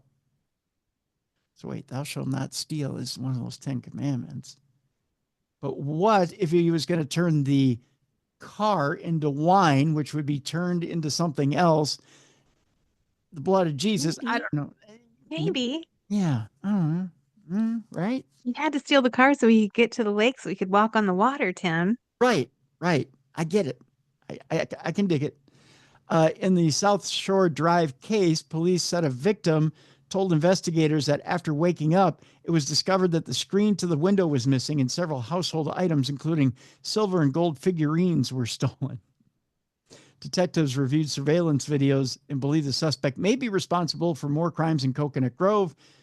A Miami Police Department news release stated police released 2 CCTV screen grabs of the suspect on Friday. Anyone with information is asked to call the Miami Police Department Burglary Unit at 305-603-6030 or Miami-Dade Crime Stoppers at 305-471-8477. Tell them that Judas sent you. Just saying. Well, got to continue the theme. Yeah. Let's see here. Our next story was sent to us by one of our listeners. Again, if you have a story for us, send it in. A dumb crime, stupid criminal story, send it in. tim@darknessradio.com. All right. A fired Disney World employee pleads guilty to hacking their menu and removing life-saving allergy information. Oh, no. That is going to be really, really suck for some people. I'm just saying, maybe all the way to death. Literally. That's a bad day. Yes. Michael Schur changed menus to falsely indicate that some food items didn't contain potentially deadly allergens, according to federal prosecutors. Although that kind of seems like a nerd crime, doesn't it? I mean, I'm going to call it what it is. I mean, it's like, I'm going to take over the world, but first I'm going to change the menu at Disney so all the allergens disappear. I mean, doesn't that... What's the point? Well, because, I'm going to kill all the kids with their peanut allergies. I don't know. You're going to give everyone diarrhea or really to what end? I'm going to make all their throats close. I mean, that's kind of, it's a weenie crime. Yeah. It's not very tough, guy. I don't think you're going to get any accolades from the men in prison if you come in and that's the crime you committed. Right. But you know what he'd do? Because that is kind of, there's a Star Wars part to the Disney World park now.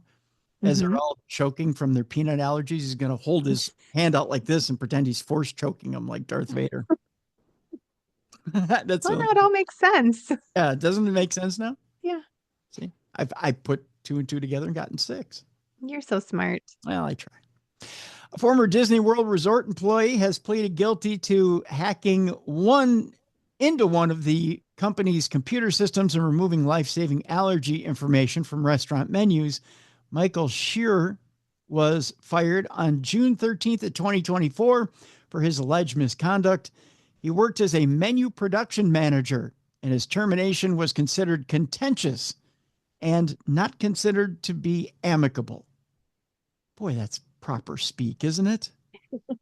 According to a federal court complaint, Schur has pleaded guilty to knowingly transmitting a program, information, code, and command and intentionally causing damage without authorization to a protected computer and aggravated identity theft. I'm out of breath after reading that.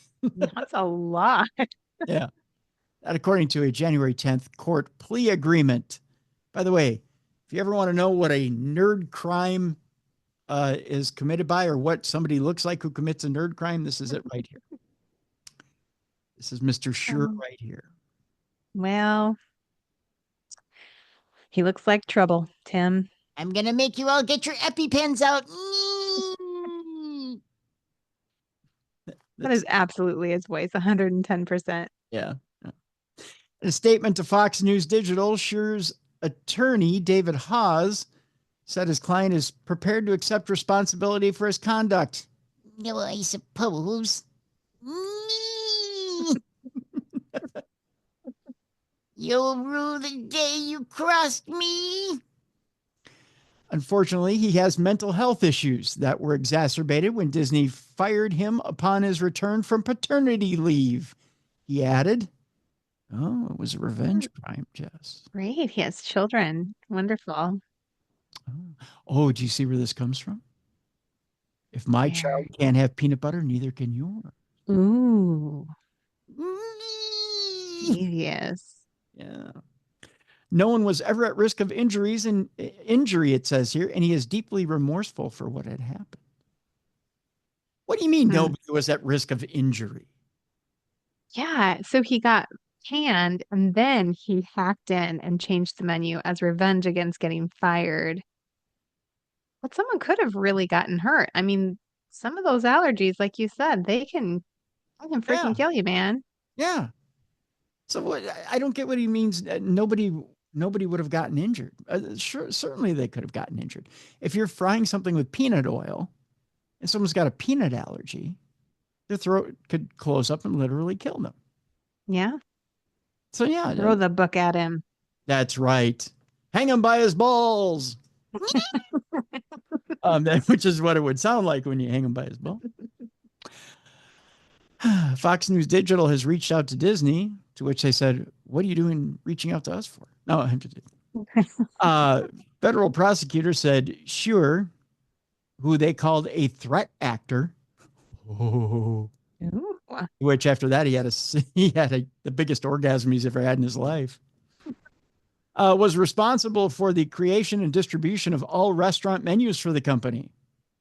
Biggest responsibility he's ever had in his life, including the digital menus. None of the changes made it on the printed or digital versions of the menu, but they did result in $150,000 in damages, the company said. So wait a minute. Okay, time out. So he made the changes, but it never made it to any printed menus or digital menus. So they caught it before it got too far. Yeah, none of the changes made it on the printed or digital versions of the menus.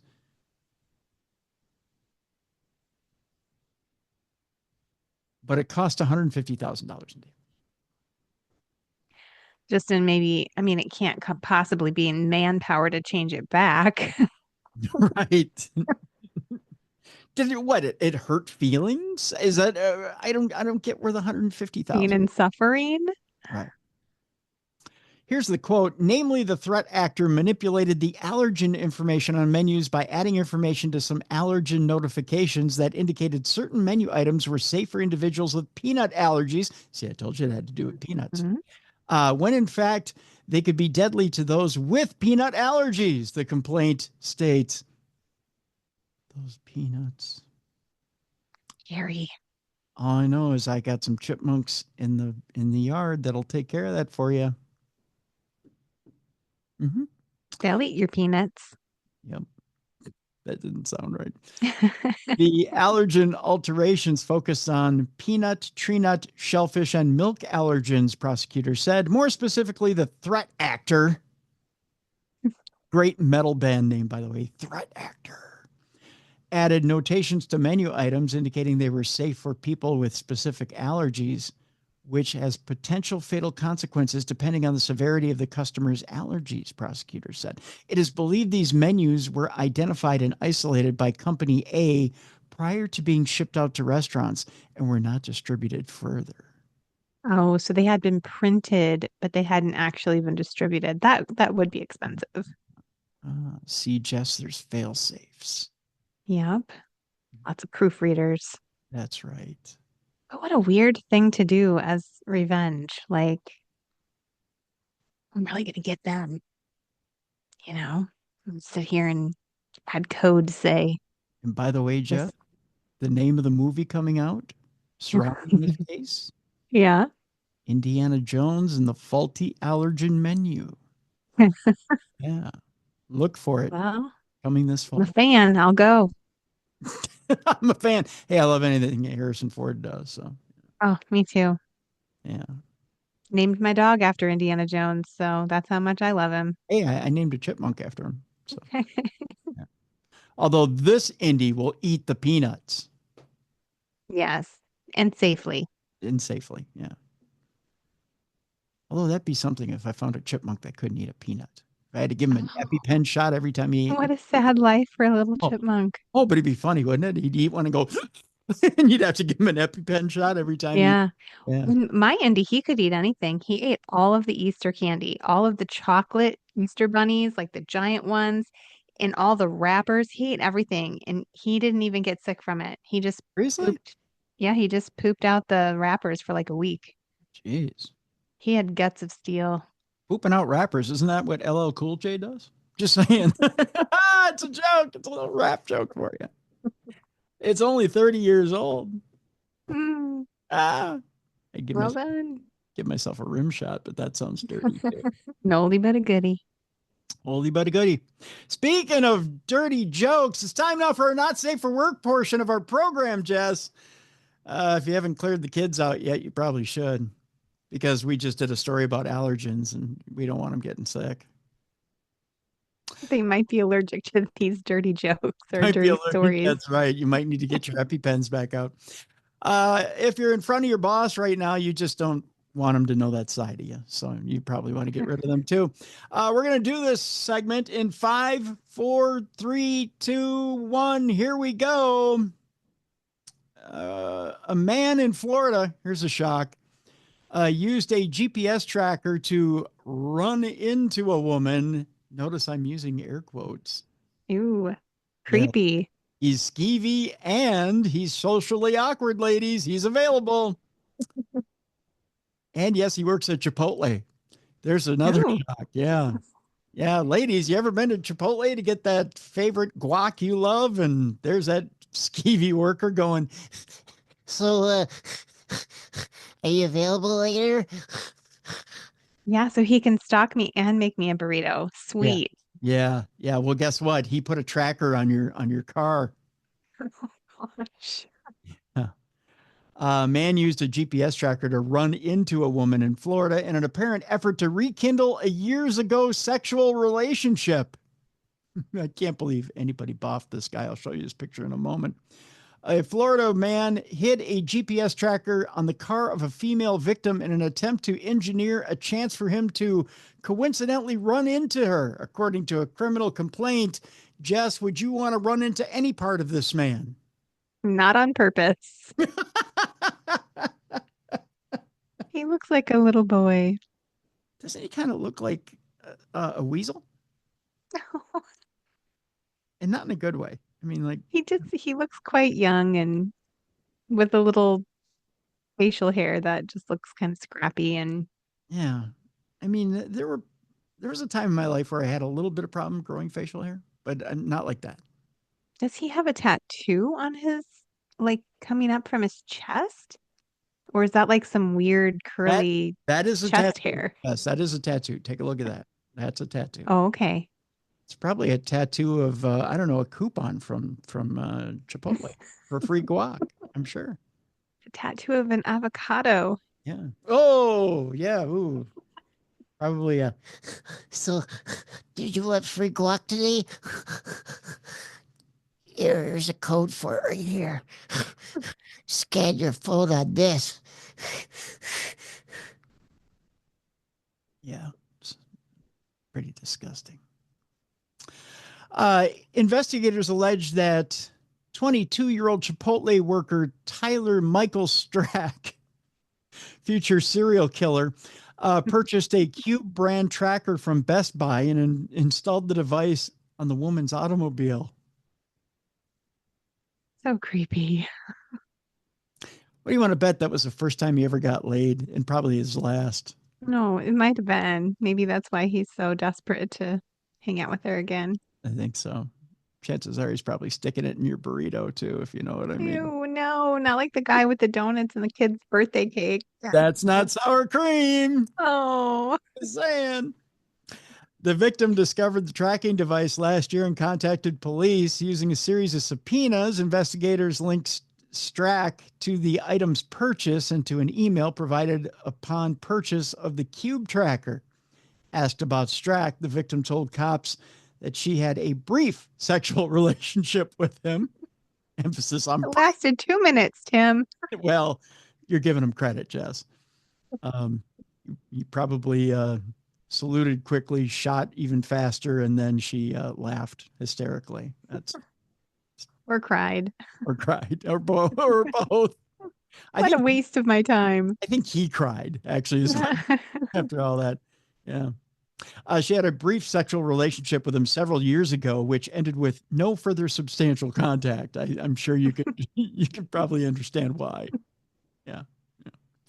During police questioning, Strack reportedly admitted purchasing the tracker and installing the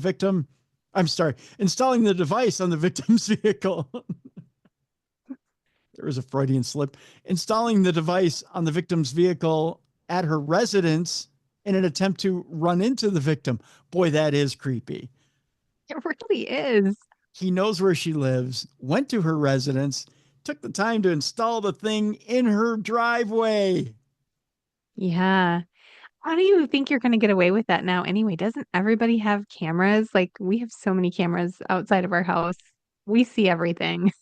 I'm sure he didn't care. Isn't that bizarre? So weird. Strack was arrested on a felony charge and booked into the county jail. The Clearwater resident was released from custody after posting how much bond, Jess? Oh gosh, don't make me play this game. You know what? I'll make it fun for you. You ready for this? Yeah.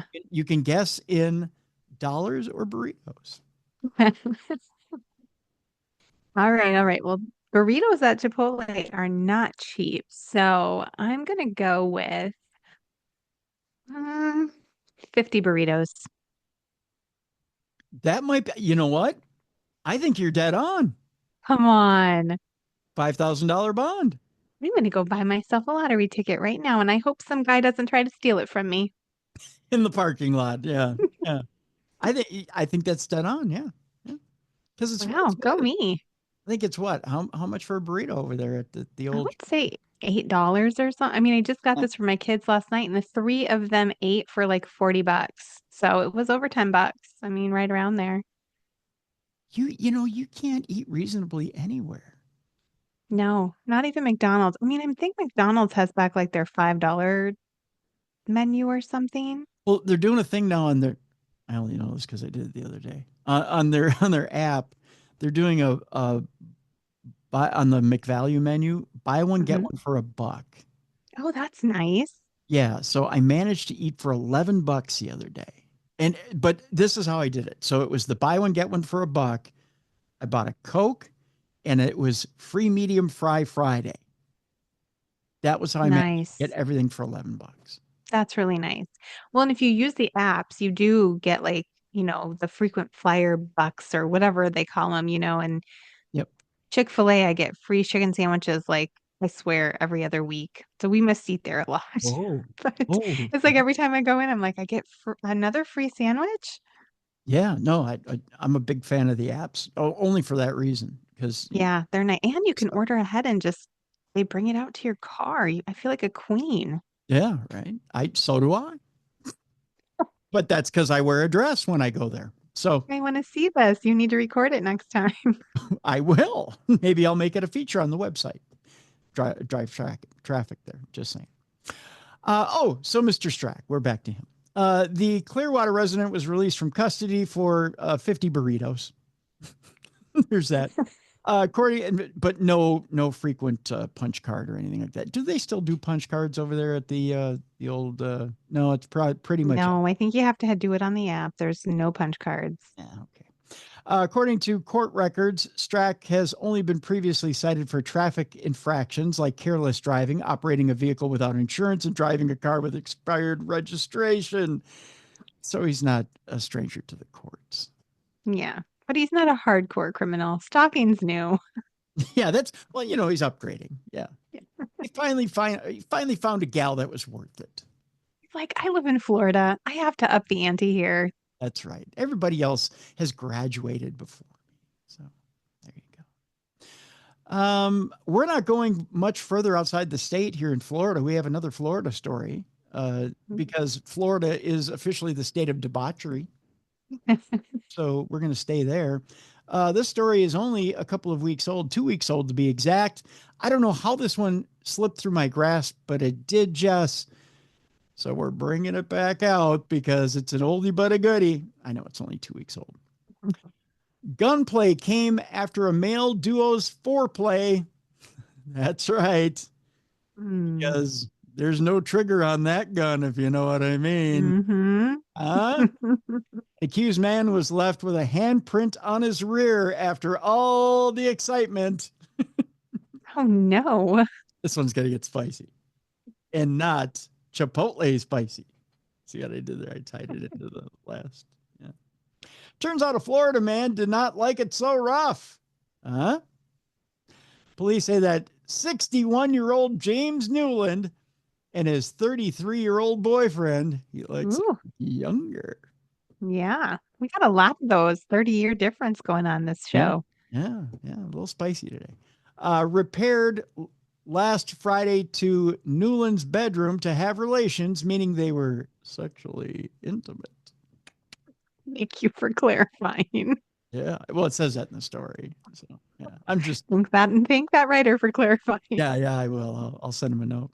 According to cops, the younger man said Newland told him he liked it rough, so he smacked Newland's butt hard enough to leave a handprint.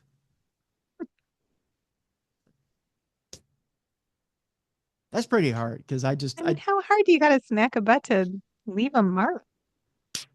And how long did the mark stay? Was it there for like 10 minutes? Did he have it the next day with some purple bruising? That's different. Yeah.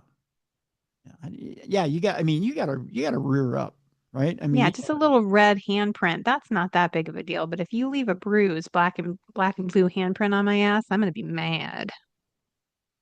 I'll make a note.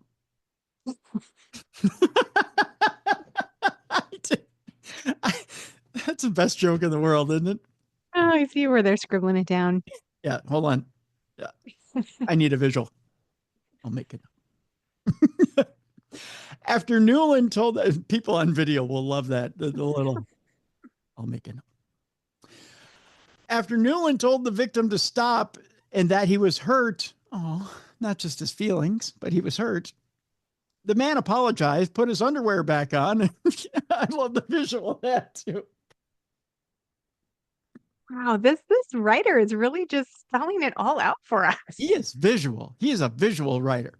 Stop. I feel like I'm there. Right. Stop. I'm hurt. I just see the struggle. I'm sorry. And it's not, and I'm imagining like big boxers, not like boxer briefs, not ladies. I'm like the big boxers and big boxers, and he has really skinny legs coming out of these giant boxers, like he has his dad's underpants on right now. Right. Yeah, like clown boxers. So after Newland told the victim to stop and that he was hurt, the man apologized, put his underwear back on, and returned to the living room of Newland's Fort Pierce home. When Newland subsequently appeared in the living room, he allegedly grabbed a revolver from a side table and pointed the gun at the victim, saying, "You want to try me? And you want to fuck with me?" What? Okay, wait. The younger guy who slapped his butt grabbed a gun? No, the old man, the 61-year-old, this guy right here, Mr. Oh. I want to slap you on the hiney and have a little play with you. Okay. And we're upping from handprint to gun print. Yikes. Yeah. Because evidently, if you don't like it rough, you're going to get it rougher. Yeah. That was the thing there. As the victim departed the residence, Newland cops charge fired one shot into the front porch's pavement. During police questioning, Newland reportedly admitted to the shooting, but claimed that he would never hurt anybody and was only trying to scare away his beau, whom he accused of striking him with a gas can. Oh, my. Where do you get a gas can in this scenario? I thought he was just sitting, like he was pulling up his underwear like that. Right. And then he came out and he grabbed a gun and he was like, I'll show you. We're not taking my handprint on your hiney. And then he was walking out of the house and then boom but where does the gas can come in? I don't know. Maybe that's some weird kinky foreplay they had going on before the hand slap or the butt slap. Maybe they want to play Human Torch with each other. I have no idea.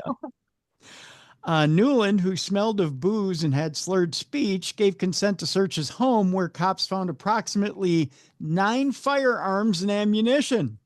Oh. Preparing for the apocalypse, are we?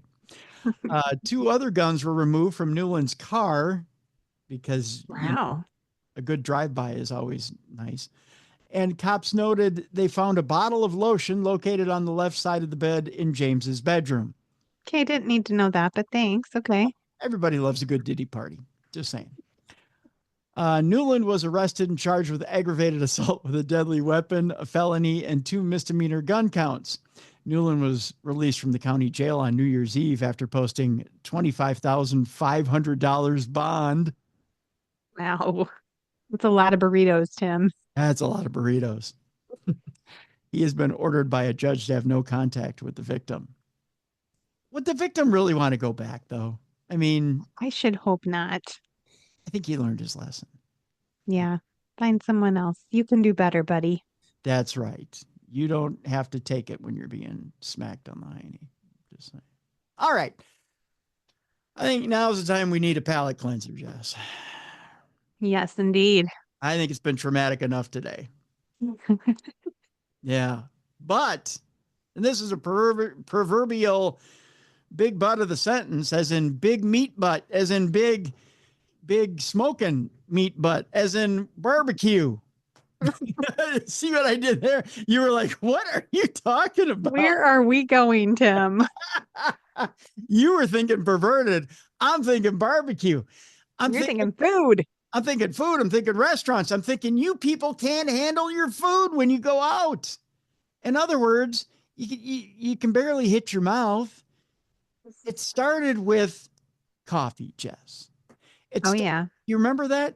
It started with coffee's too hot. I spilled it in my lap. Oh my gosh, I'm going to sue. Remember that? I do. Yeah. And she won.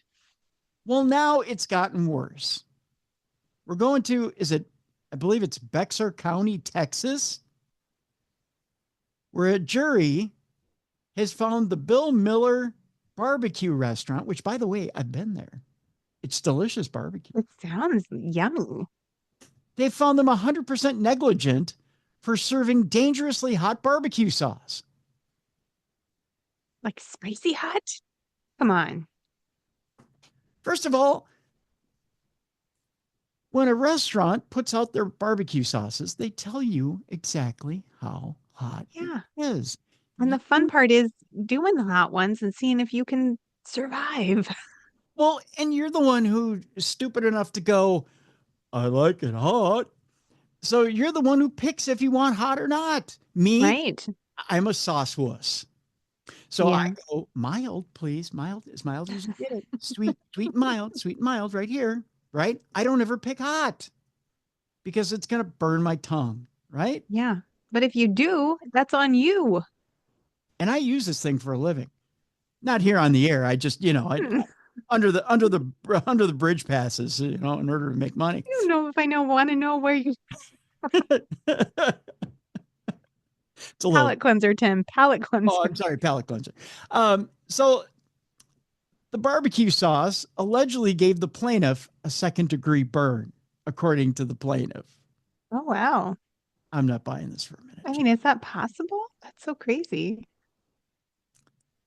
I'm not buying it. We go to San Antonio, where Bill Miller Barbecue has been ordered to pay approximately, are you ready for this? This is a lot of burritos, Jess. $2.8 million. Why on earth do we let that happen in our court systems? That's ridiculous. Isn't it? Yes. They've been ordered to pay approximately $2.8 million in a Bexar County lawsuit for serving dangerously hot barbecue sauce, according to a plaintiff's lawyer. A San Antonio woman sued Bill Miller Barbecue Enterprises for allegedly serving the sauce that gave her a second-degree burn. Genesis Monita. I'm reserving all comments. Filed the lawsuit in October of 2023 in Bexar County District Court. In May of 2023, Monita and her sister went to the restaurant located at Loop 410 and Old Pearsall Road in order to order breakfast tacos from the drive-thru, according to the plaintiff's original petition. She ordered 4 tacos and barbecue sauce. After Monita paid, the clerk gave her the order in a brown paper bag. Now, Monita drove directly to a space in the restaurant's parking lot to eat her breakfast, according to the lawsuit. When Monita took the container of barbecue sauce, she claims it was so hot that it caused her to drop the container and spill the sauce on her right thigh, causing a second-degree burn. She says it was physically hot. The lawsuit also stated that Monita's injuries and damages were caused by the restaurant's negligence for serving dangerously hot barbecue sauce and failed to warn her that it was hot, among other allegations. Court documents allege Monita suffered physical and mental pain, physical impairment, disfigurement, medical and psychological expenses, and lost wages. KSAT spoke with Lawrence Morales, Monita's lawyer, after the verdict was handed down on Friday. Morales said the same incident happened 2 years ago at the same restaurant. So wait a minute. This isn't the first time it happened. It's the second time that happened? Wow, that's crazy to me. And a second-degree burn. I mean, yeah, they're painful, but you can still function. Like, I burn myself all the time when I'm making dinner. But she held it in her hand, Jess. And then it dropped out of her hand onto her lap. She had to reach into the bag to grab it, to bring it out of the bag, and then it fell onto her lap. She didn't pick it up and then drop it right immediately back into the bag. I don't know. I guess not. She dropped it on her pants. Bill Miller's policy says they served the barbecue sauce at 165 degrees. It was served at 189 degrees on the date that Monita was burned, Morales says. They stated it's safe to serve at 135 degrees. Bill Miller allegedly served Monita the sauce 54 degrees higher than the state's guidelines. How many more people need to be burned by the barbecue sauce for Bill Miller to fix it, Morales said. He asked the jury. A Bexar County jury found the restaurant 100% negligent for the damages caused to Monita on Friday afternoon. We are very pleased by the results of this case, Morales said. Genesis wanted justice. Genesis just wanted justice. Yeah, I guess. And the whole time I was thinking it burned her because it was spicy hot, but it was like physically hot. But still, 2.2+ million for that. Come on. Reach into the bag.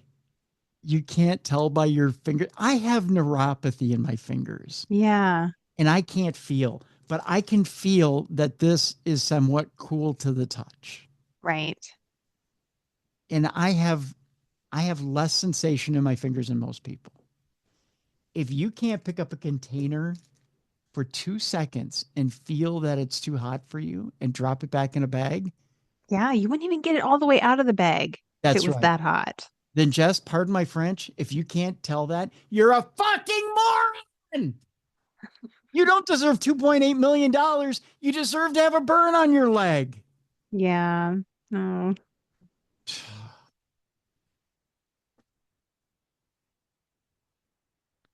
she should give me half the money. I Just know, for that it's like lesson. we're doing it wrong, Tim. We're being responsible citizens. We're making good choices. What we really need to do is just be stupid. I need to We'd go be to Bill. rich. I need to go to Bill Miller Barbecue. One, because they have excellent brisket, but two, to go get a burn and go make me some money. Yeah. Agreed. I'll take a burn with you. We'll just go dump some sauce on our legs.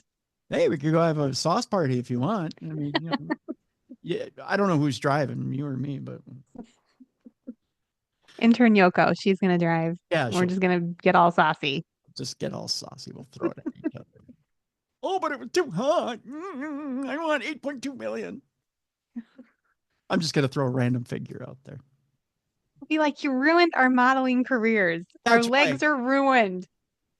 I had a burgeoning chest hair career, and now I can't grow it from the scars. I was a middle-aged mom thigh model before this incident. Now look what you did. She had silky smooth thighs too, you assholes. Now they're all scarred. Look what you did. Shame on you. All right. That'll do it for today.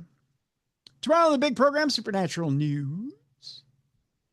And then Thursday, Jess, for your teaser. Seems like lately I'm saying an old friend's back with us. That's good, though. I like saying that. An old friend's back with us.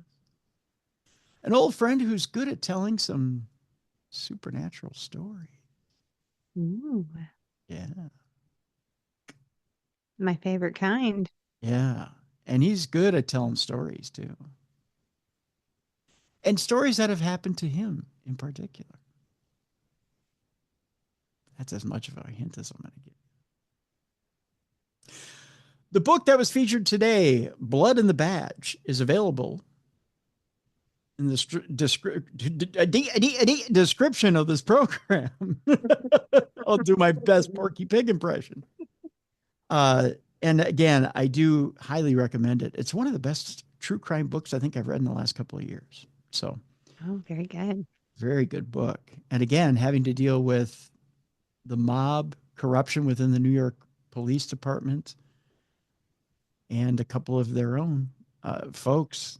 I'm telling you, Eppolito, Caracappa, these are two bad dudes. You're going to want to read about them.